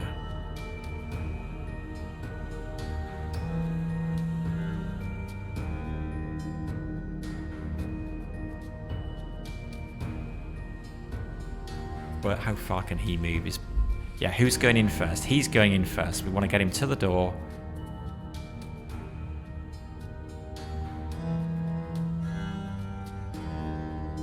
Do we want to send him doing trample through the door, maybe? I'm not sure. It's on your wish list? Okay. It's a very good game. No. Well, I guess it is kind of... Well, is it a roguelite? I guess it's a roguelite in the sense that you are doing dungeons, although the dungeons are different every time, and there is meta progression between the dungeons. But you're not doing the exact same thing over and over again, so I don't know whether that qualifies. Not really, I think. I wouldn't think of it as a roguelite. Yeah, we're playing the campaign version, so this is an adaptation of a... Well, yeah, I assume you know. This is an adaptation of a board game. Which comes in a box that's about this big. And this is the first of the scenarios of the campaign. And the campaign altogether has about 100 scenarios in it, although there are branching paths through it, and so you won't play through all of those in one campaign playthrough. But it's going to take you a long time to play through the campaign. I mean, as you know, I'm kind of slow. A scenario in board game Gloomhaven would take us like an evening to play. In this, you could probably do it in an hour or two. We're actually close to the end of this one now, although some of the later scenarios are more complex and more time consuming. Some people tell you it's the best board game ever. I wouldn't go that far. Although maybe that's because after a year of playing it pretty much every week, once a week, I kind of got a bit sick of it. But it is a good game. I mean, it was good enough, I guess, for me to keep playing it for a year. I mean, I guess in terms of just amount of time, I've spent way more time playing this game than any other board game that I've got. I have several shelves of board games downstairs. So yeah, it is a good game. I guess like any game, yeah, if you play it too much, you just kind of get sick of it. But this is also a fantastic adaptation of it. Yeah, I think they did a really good job. It looks nice. It seems pretty faithful to the board game so far. So yeah, love it. So yeah, how are we going to get the brute to where it needs to be? So we can do grab and go. 1, 2, 3, 4 to get him to the door, which is probably good. Top half of something. Are there any traps in the other room? I don't think that there are, not at the start anyway. So we will use that as the top half. So we're going to go through the door next turn. So that gives these guys one more turn to loot stuff.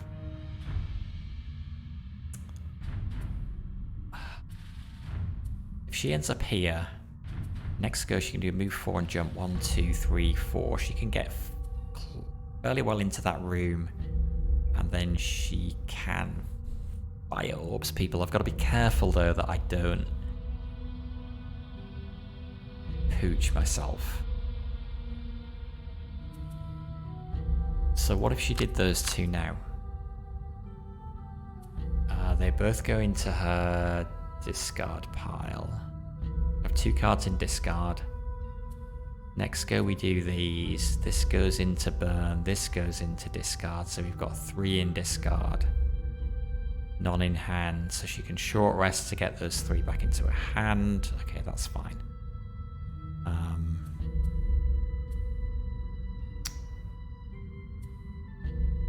So yeah, I'm just going to use these to pick up some more gold, and then she'll just need to loot 1 more gold from the other room to achieve her battle goal.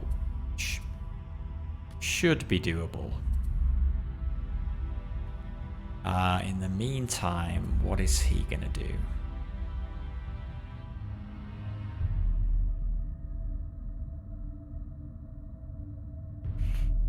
Can't really do a lot.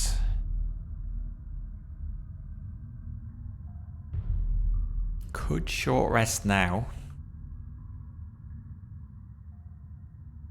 It's early to be short resting. He's still got 3 cards in hand.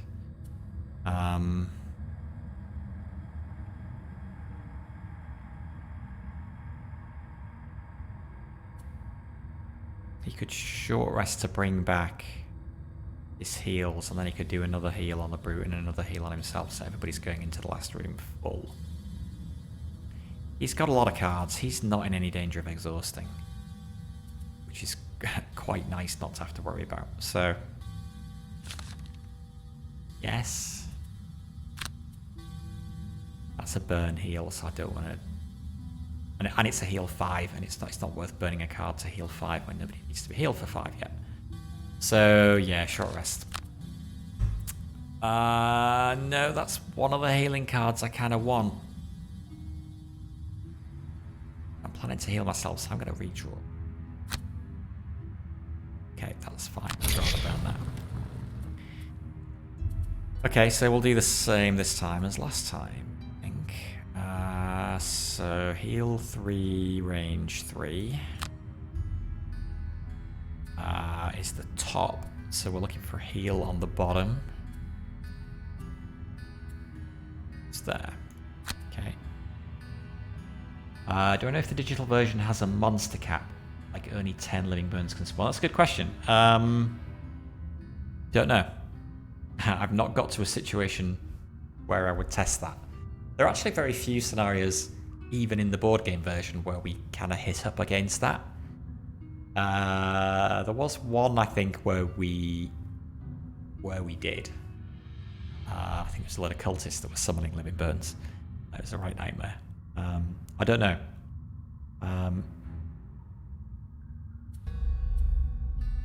Okay, we'll go with that.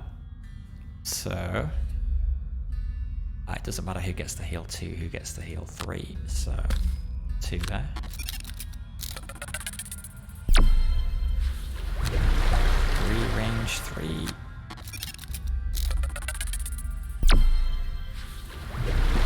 His turn. Spellweaver's turn. She goes and gets some money.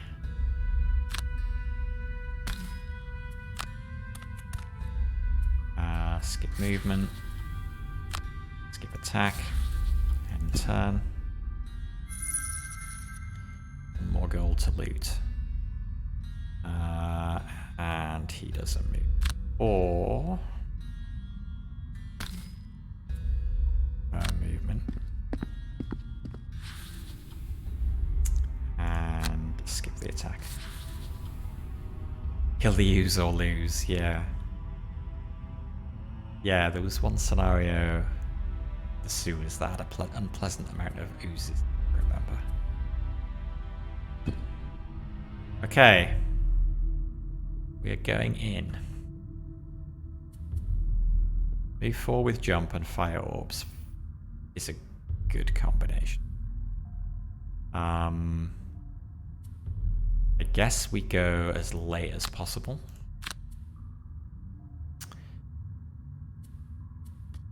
Brute. Now the question is, do we do a trample with our boots? Right off the bat.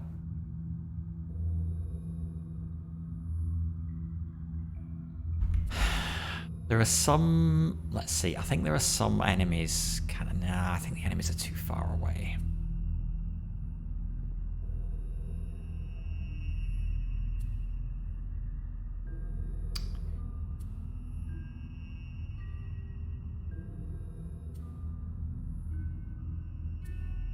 Move 3, push 1.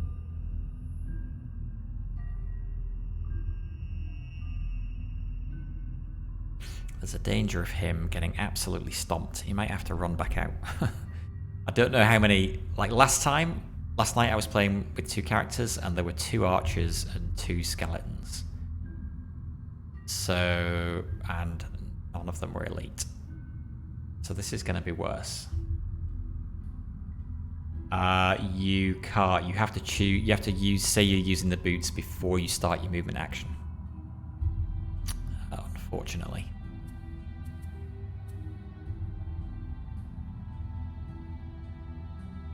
So I'm going to wait, and I'll do trample next go. Which means this go. Guess I'm doing those. And then the Tinkerer.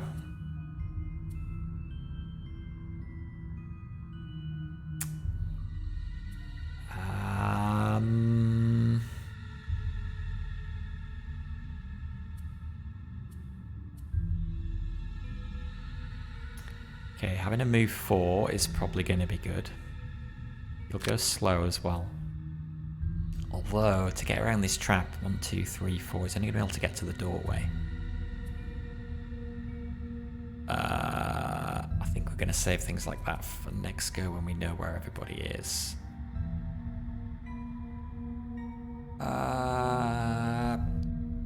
Problem? Well, no, actually, stun shot's fine, right? Because even if they've already acted, the stun will stay on for their next turn.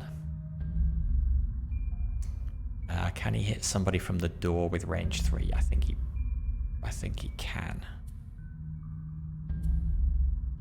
So I think we will plan on him doing that. All right, let's go.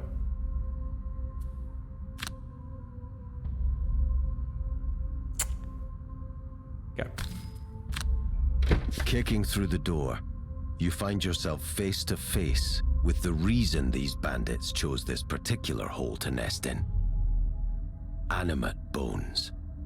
Unholy abominations of necromantic power. Nothing more to do but lay them to rest, along with the remainder of this troublesome rabble. Okay, so still 2 archers and 2 bones, but now we've got an elite in among them. So what are these guys doing? Living Bones elite, move 4, attack 2, and he has 3 attacks. Oh my god. Okay. 3 attack 2s. Yeah, that's bad. Regular Living Bones. Or 2 attacks. Attack 1. God. Okay, he cannot get caught in there. No way. Attack 4, range 6. 1, 2, 3, 4, 5, 6. So the elite can't move though. Attack 3, range 5. That one can't move either. Okay, so we're gonna pull back and let the enemies come to us, which is what I did last night. But I think we've got a bit more time now than I had last night in terms of like cards. 3 attacks on the same target or only 1 attack per target. Normally they have to be on different targets unless they have something that says target 1 enemy with all attacks.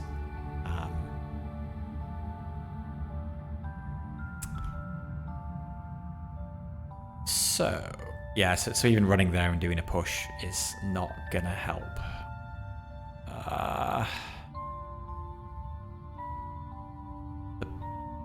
The bummer is it's attack 3, range 3, which if I stay here I can do. And if I move back I can't, but if I move back here, at least only one of the bones can get to me. And sadly it's the elite, but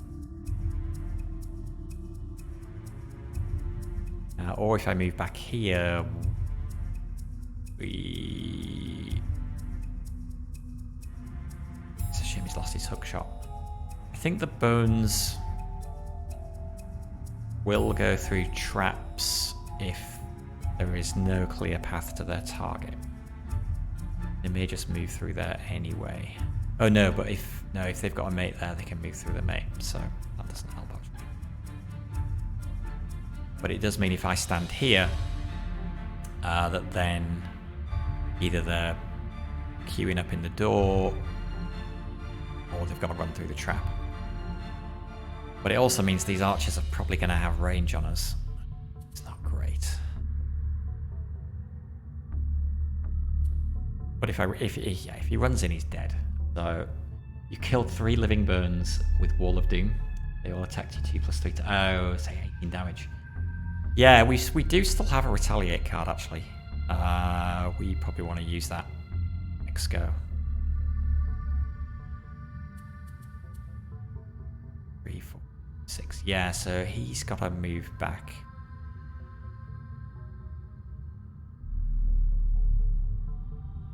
Well, either he moves back there. How far is he moving? 4, 1, 2.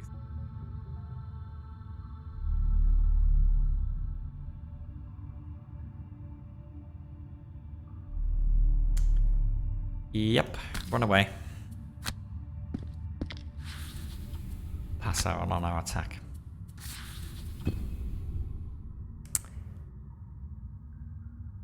Oh, wait though. Shit. Well, I don't know, that may still have been the right thing to do. I forgot we lined up the Tinkerer with a stun shot.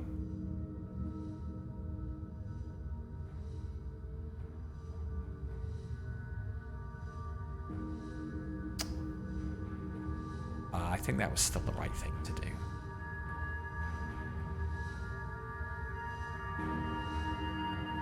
I wonder if we... Yeah, we do this. I think we do this.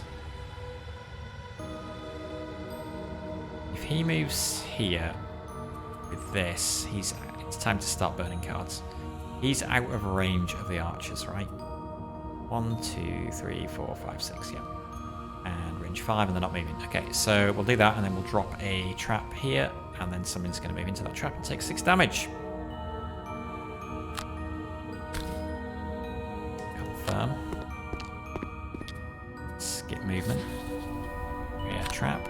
There. Confirm. And Tinkerer's turn. Sorry guys, you're not going to hit me. You can run into that trap. And die! Oh, love it. Love it. Love it. I wasn't expecting him to die. But yeah, because traps ignore armor. So, that was worth burning a card for.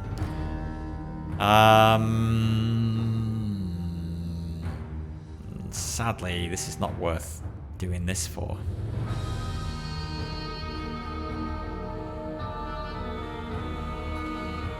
So she's just going to run around and pick up some more gold. Because why not?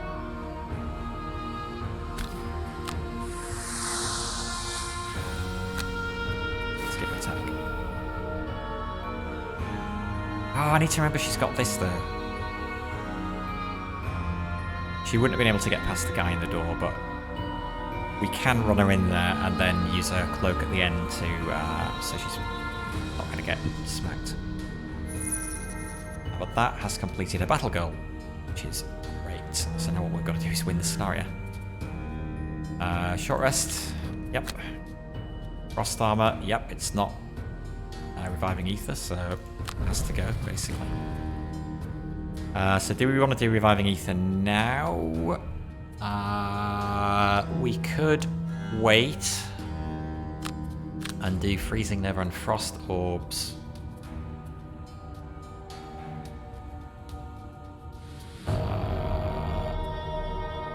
Actually, this skeleton is going to move right there, so he can hit all 3 of us.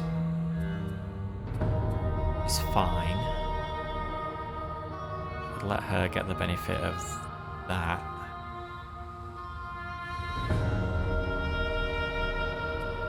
So if we play both of these and they're both discarded, then next go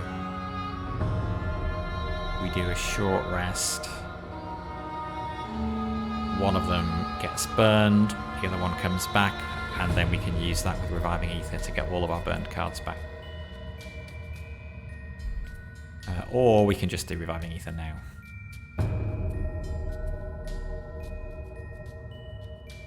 But I think we wait. This is where I worry that I screw up and I miscount. And I miscount. And I end up with only one card that I can bring back into my hand. But I think that's right, isn't it? As long as I don't burn either of these, they're both going to discard.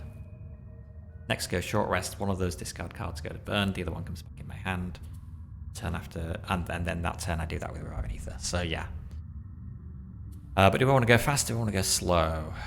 Does it matter? What am I going to do? I want to go slow actually because I want the skeleton to move next to me. So fire orbs, and then using no. Okay, fine. Brute.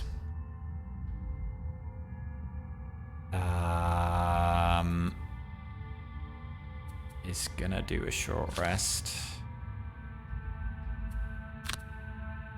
Spare dagger, that's a bummer. I wish I could see my deck.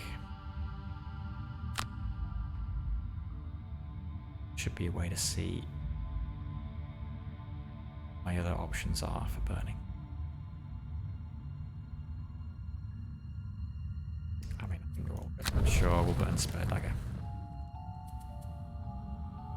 He is not super far from exhausting.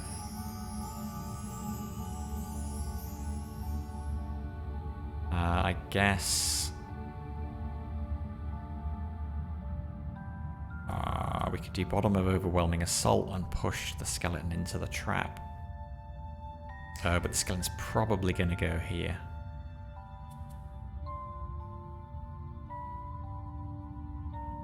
Although we could actually run around here anyway and do it. So yeah, that along with the top of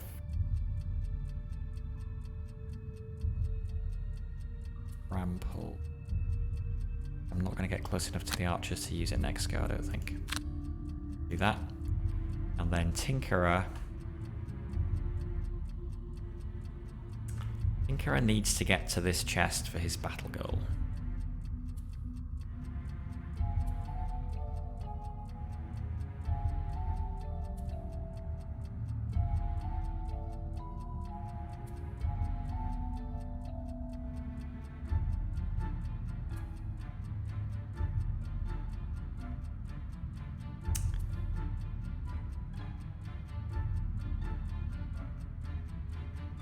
Ally may recover all of their discarded cards. Getting less useful.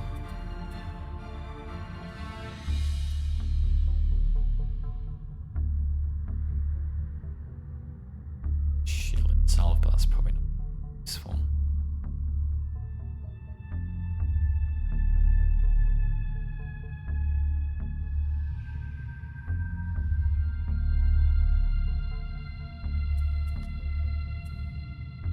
To kill the skeleton, push it in, hit it and push it into the trap.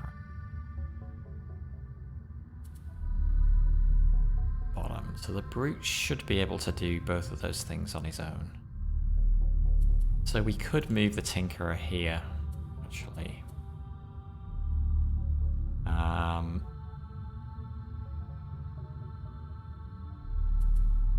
With the do we have a move on the top? No.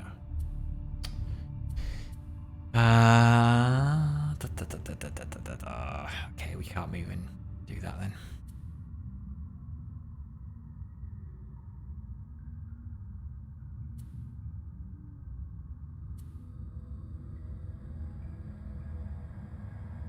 I mean, we'll pick this as a.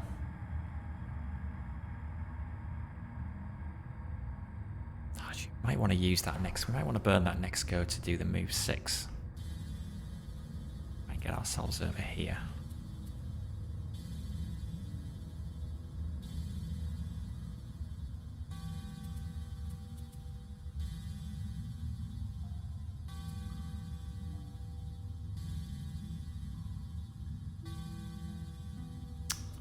I don't know.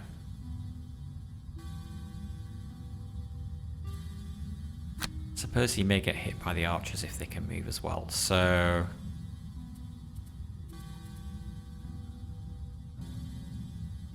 do that.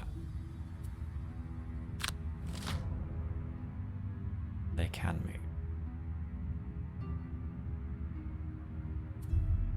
2. Okay.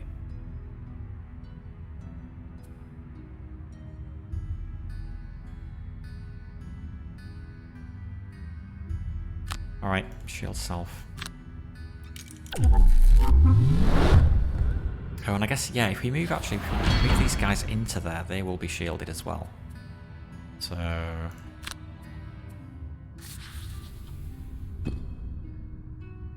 Oh, the archers are going first anyway. Okay, well, at least we were shielded.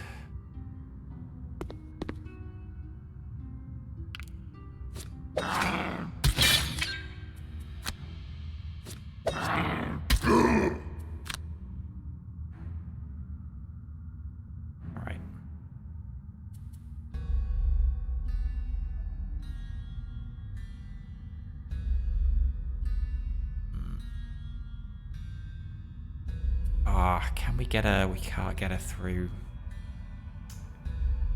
I move the brute one space up. Right, okay. If I could get her within range of all 3 of these, and do fire orbs and then pop a cloak, that would be ideal. Skeleton is blocking the way.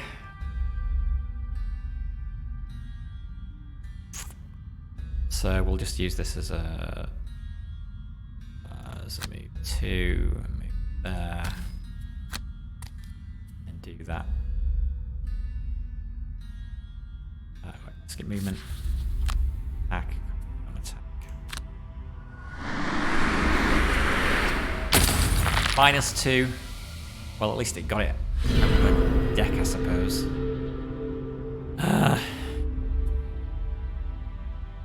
Okay, end her turn. Just gotta be careful she doesn't get shot by these guys next go. Okay, so we're gonna hit him first with that.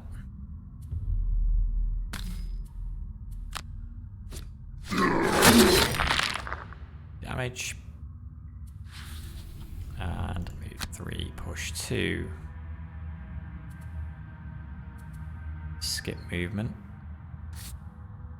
Confirm target. Push. Wait. I'll do waypoint. Going on.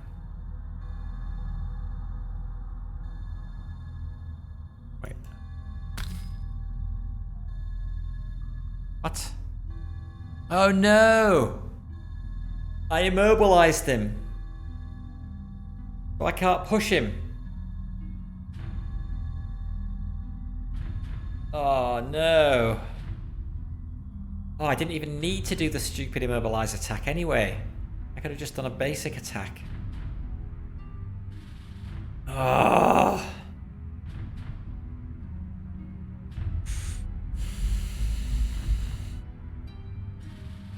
Oh well.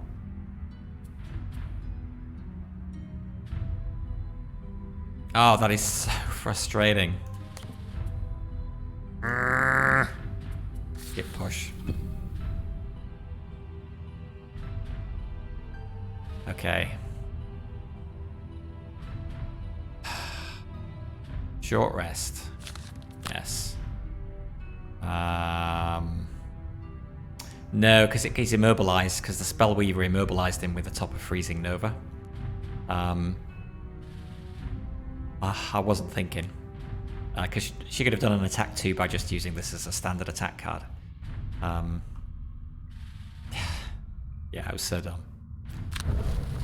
Okay, Fire Orb's reviving Ether, so we're going to be reviving the top and using that as a move 3, and that's all she's doing. Let's go. The Brute.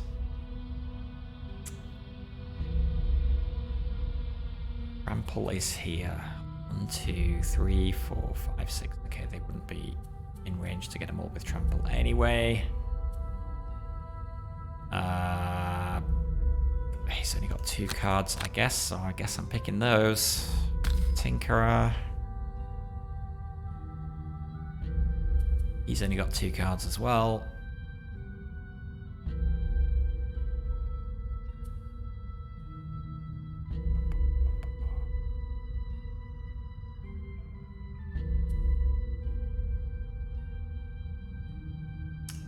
Guess I'm picking those. Not much choice.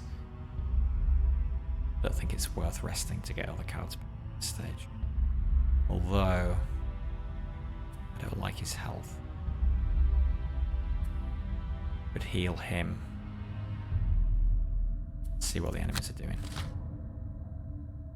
Living Bone, shield 1, heal 2 on self. Bandit Archer Elite. Oh god, and he's going before us as well. Bandit Archer Elite, move 2, attack 4, range 4, move 2, attack 3, range 3. At least the Tinker is going first. God, 2 shield. Gives me another chance to push him.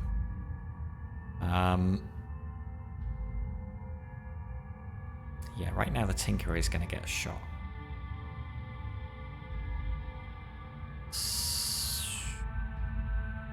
We can move.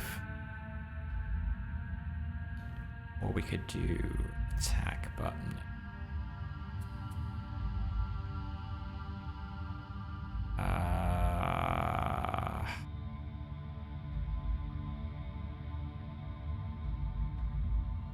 If the Tinkerer moves here, the Elite can move 2, so she can move. I think range 4, 1, 2, 3, 4. I think that the Elite is actually not going to be able to hit us. Because if she moves there... Oh, well, if she moves there, 1, 2, 3, 4, she will have line of sight to... Oh, God. Yeah, she's going to have a line of sight to the Spellweaver. It's an attack 4.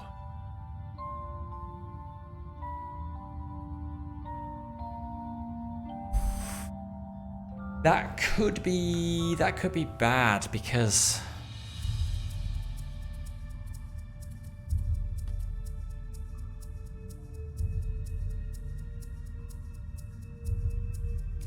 we can't discard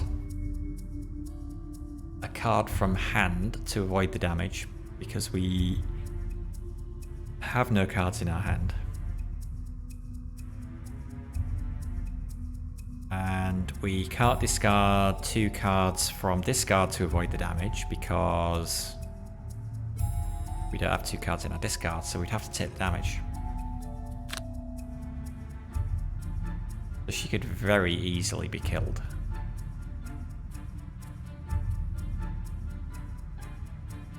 Gloomhaven FAQ on Bogging Geek does say immobilized monster can be pulled and pushed. Really? Interesting. Book here.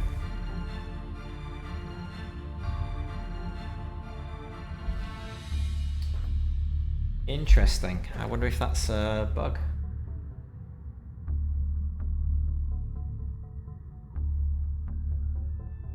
Hey, you're right. Immobilizer. If a figure is immobilized, it cannot perform any move abilities.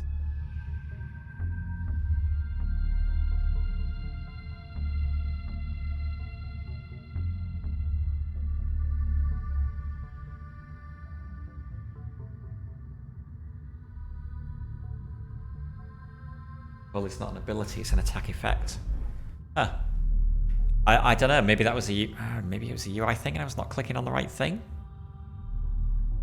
Did I screw up trying to do it?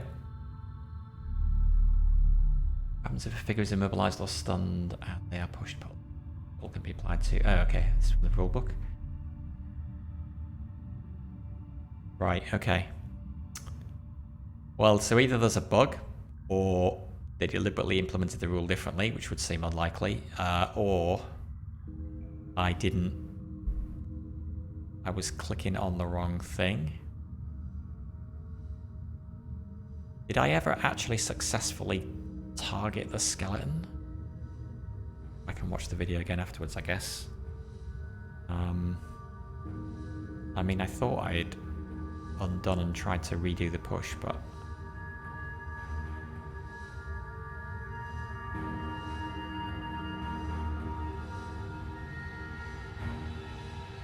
You know what? Now I'm thinking about it again.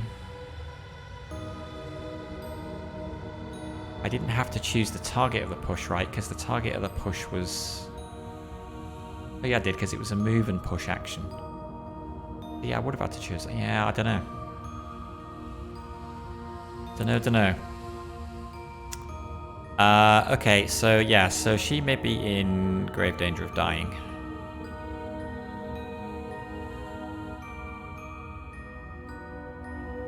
Because she can't move until after they've had their shots. And they can both get in range of her. This is fairly bad. The only other option is put him in range.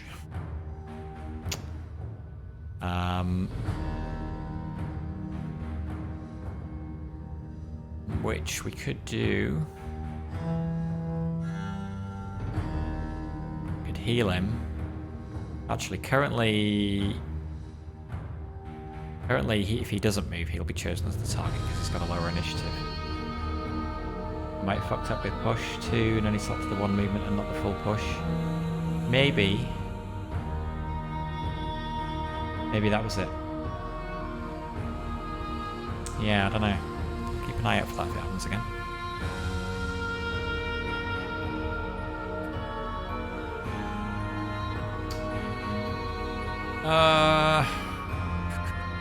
What do we do here?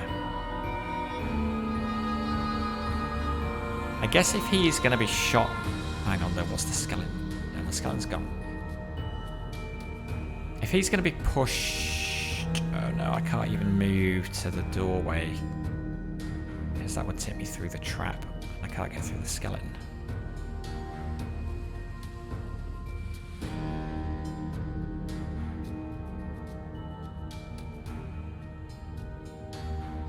Might they end up splitting their attack? Okay, I was going to heal the brute, but I think I've got to heal him. And I think he stays exactly where he is. And we pray they don't get a double damage.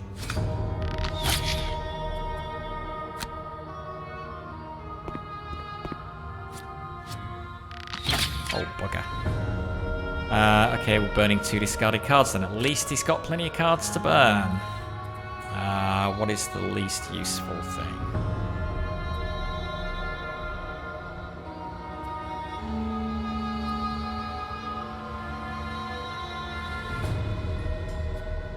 Also, they've had to move closer.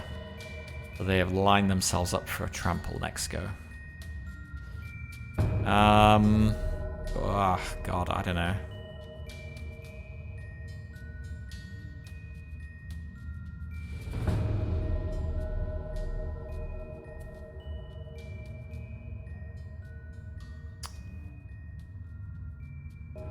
I don't know. I want to keep the heals. I want to keep his area of effect attacks, though. I want to keep his stuns, crowd control. I want to keep everything. I guess that one. And it's a heal on the top. Heal on the top. 3, 3, 3. Okay, I guess I can do without one. That's less useful now, so we'll get rid of that.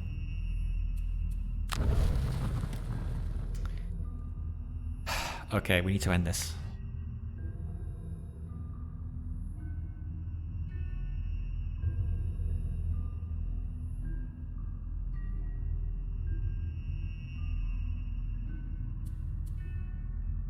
Regular attack.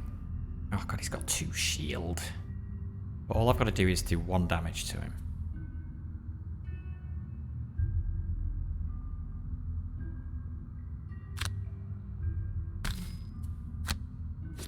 Yes. Finally. He's changing. Okay, let's try this push again. Skip movement.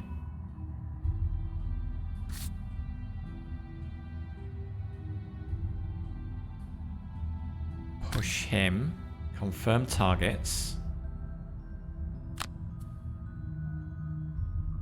You know what? I did screw something up last turn because I did confirm the target. Didn't I?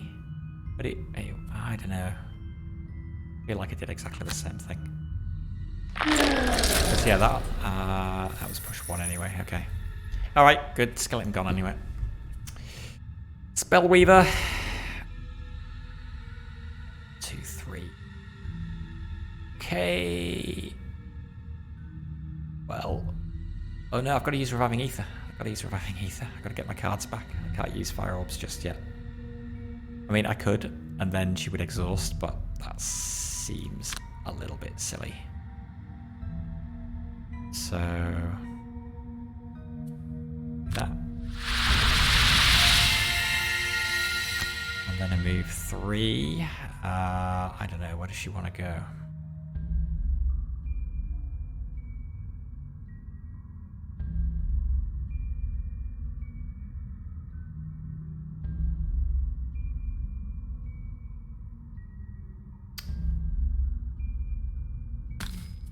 Move her forward 1 spot, get the gold.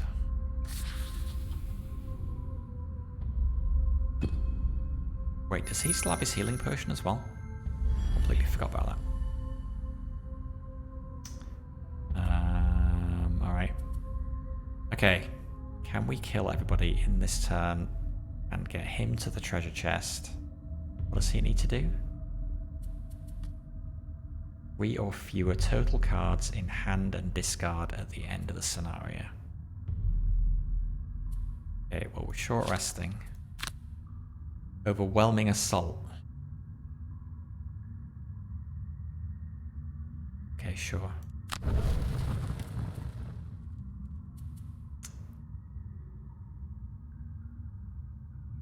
Ooh. Hang on.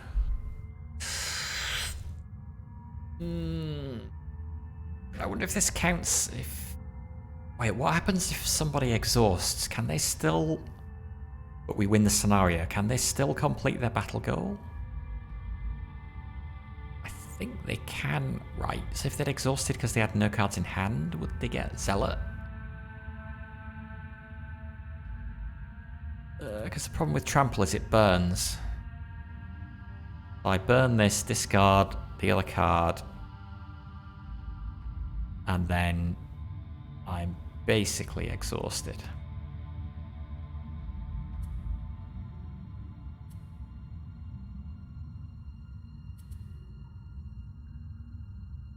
As long as you still win the scenario, okay. That may well be what ends up happening. I guess we're gonna do Sweeping Blow on them then.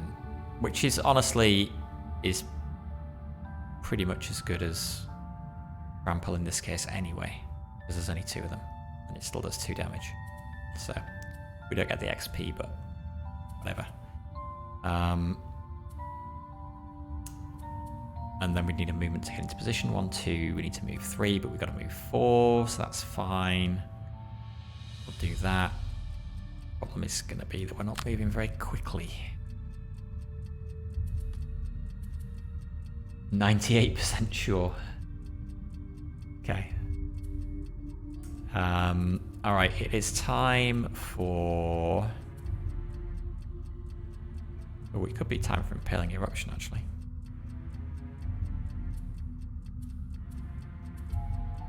That's better.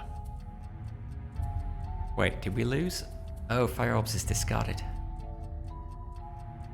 That end up in the discard pile. Shoot. Okay, well then it's time for Impelling Eruption. Attack 3, range 4.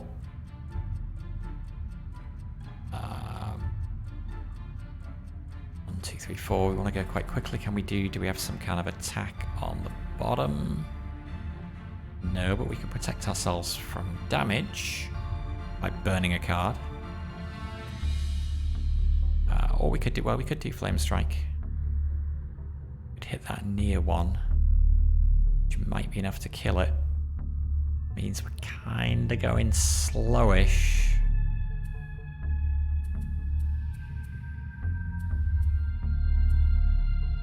Can I afford to burn 2 cards? These are the last 2 enemies. I can afford to burn 2 cards. We'll do that. And Tinkerer is going to short rest. Sure.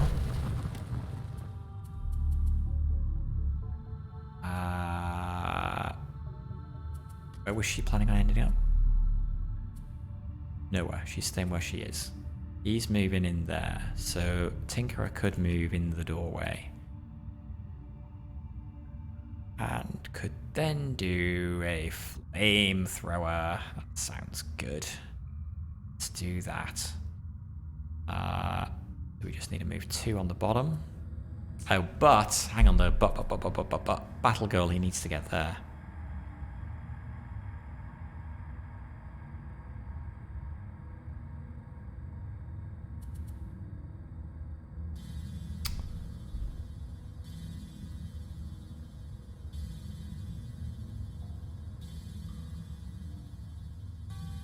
Move 6. 1, 2, 3, 4, 5, 6. No, that's not even a hex. No, he's got to go through the middle. Or he needs jump. He does not have.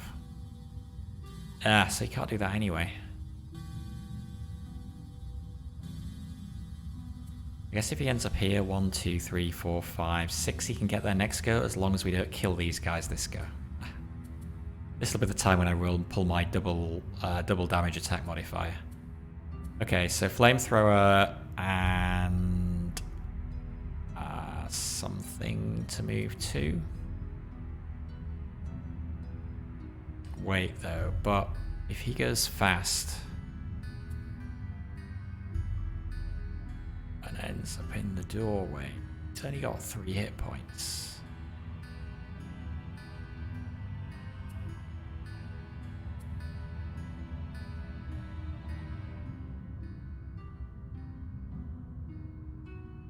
Could easily be killed.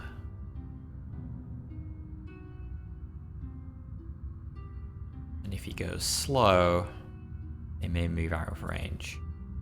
But I think he does need to go slower. So 47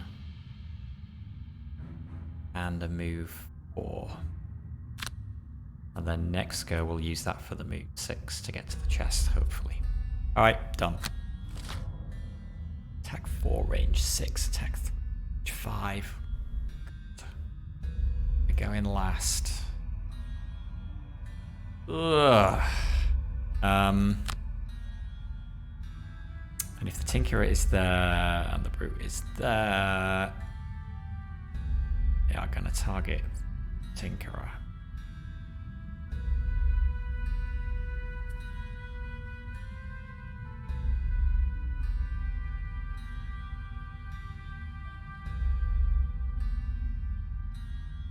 He still have his healing potion?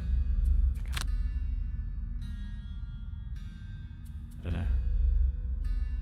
Okay, Impelling Eruption.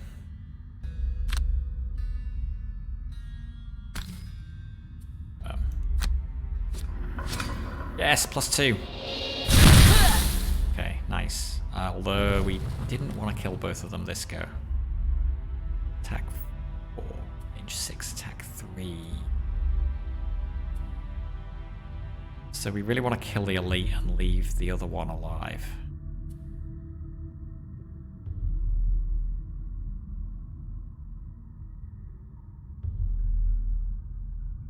Or just make sure she gets attacked.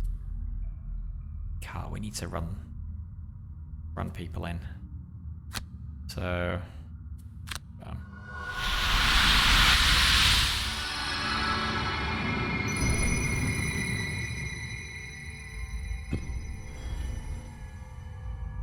lots of elements.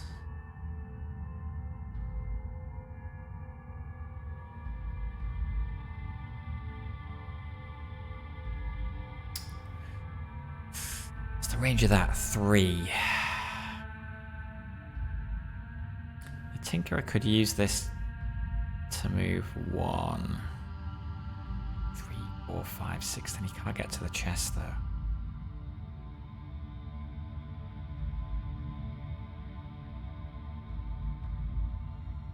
You know what? The Tinkerer can lose cards if he needs to. He can stun.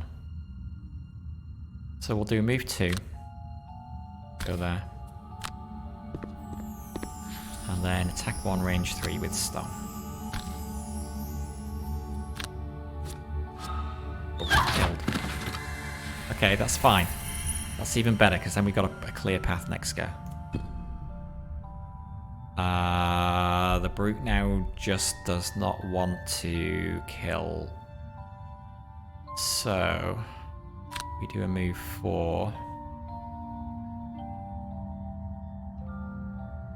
And move there, I guess.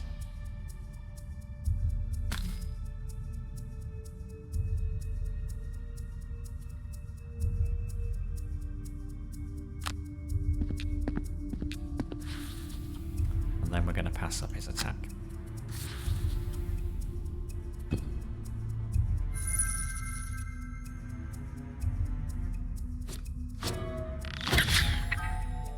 Okay, that's fine. Great. Okay. Tinkerer. Move 6. 1, 2, 3, 4, 5, 6. Restorative missed as well. Okay, the only 2 cards you can play anyway. He's gonna do a short rest. Okay, fine. So trample and grab and go. And she's gonna she's gonna do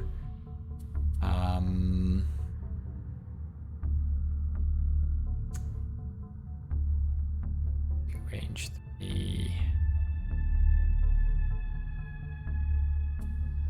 It's the biggest attack. Attack 3, range 2. So yeah, either, and then move on to the gold and get some more gold.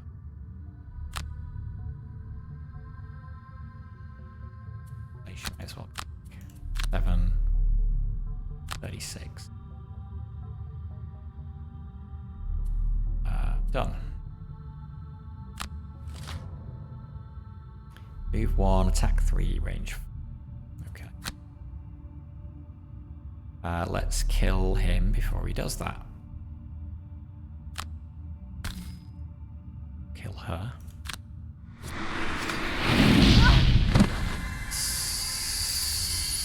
Sweet, except I screwed up. Because I was going to use it to move to the gold. Okay, doesn't matter.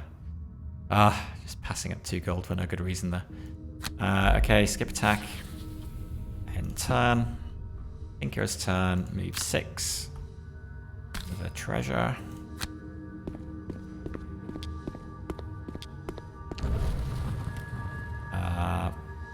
Whatever. Heal.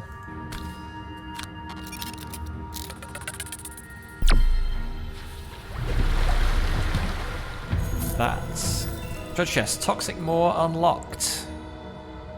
Okay, so it's a random side scenario that we've unlocked.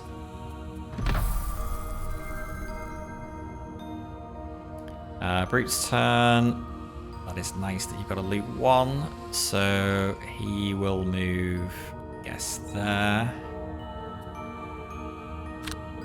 For 2. And do a loot 1.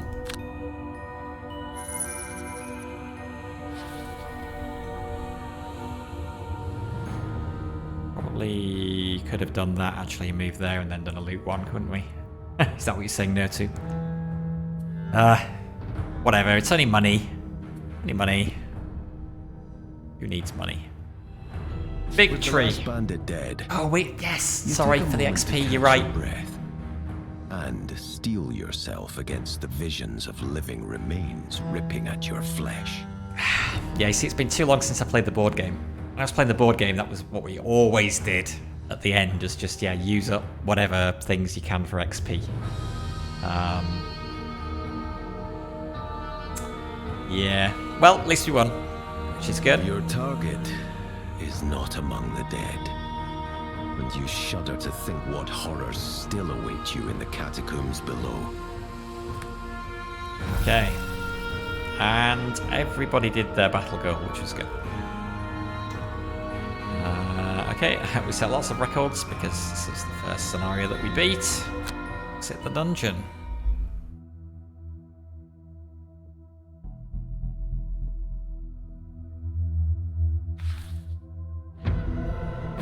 Okay, 6 XP. Toxic Maw unlocked. Barrow Lair unlocked. Okay, occasionally you'll come across linked quests. Linked quests share a narrative arc and are encouraged to be completed one after the other. By going directly to the linked quest, you will avoid running into road encounters. If you prefer, you can return to Gloomhaven by clicking on its location on the map. Remember, while outside of Gloomhaven, you cannot buy or sell items, level up, create new mercenaries, or retire current. That's okay. Nobody leveled up anyway.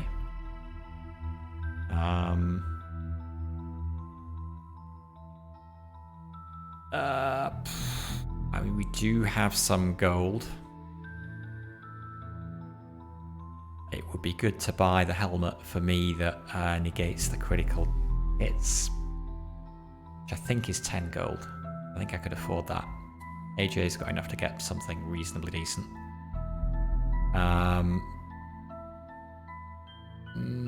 Is it worth it to do... I mean, we get to do another city event. Yeah, I'm going to go back, given we've got money to spend. Go back. Who knows? Maybe we'll even find the one good road event before the next quest. Okay, and completed one of the 15 scenarios. I need to retire Betty the Tinkerer. Okay, let's do... should we do a city encounter now, or should we spend our gold first? Probably spend our gold first, in case we get a result where we lose it. What equipment do I currently have? I do not have a head item, so yeah, I'm going to get the Iron Helmet.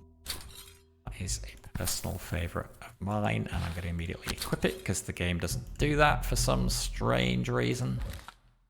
I will forget. And then AJ... what are we going to do here? So head, hand, or leg item. I'm very tempted to get an iron helmet for AJ as well. Although it's so not an item that a Spellweaver would wear. Body item, we don't have a spare slot. Hand item... it's not really doing melee attacks. So I mean, the boots are always good. Boots are always good.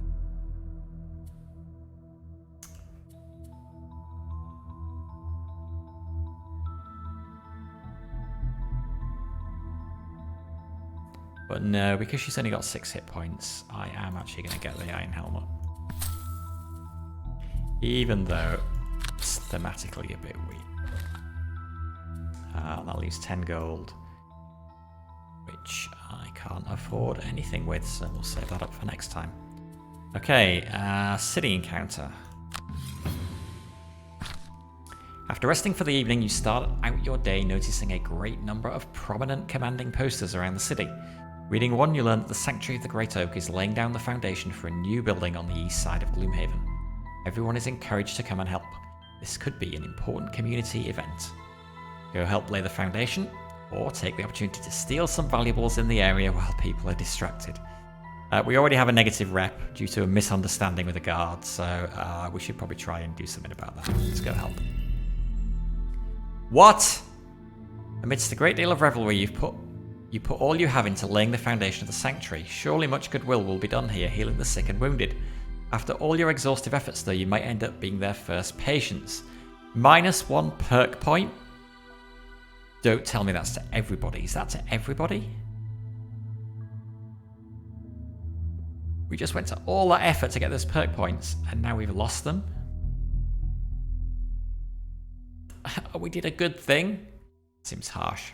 Anyway, +1 reputation, which is good, I guess. +1 prosperity is definitely good.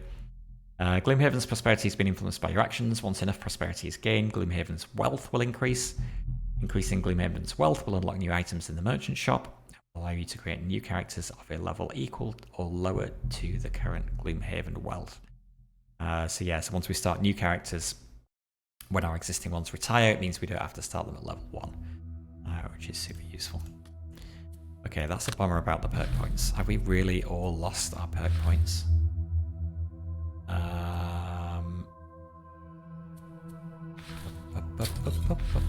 Or does it lose 1? Somebody. Those are perk points, right? We've all lost a perk point. Oh my God. Thanks, game. Okay, well. Such is Gloomhaven.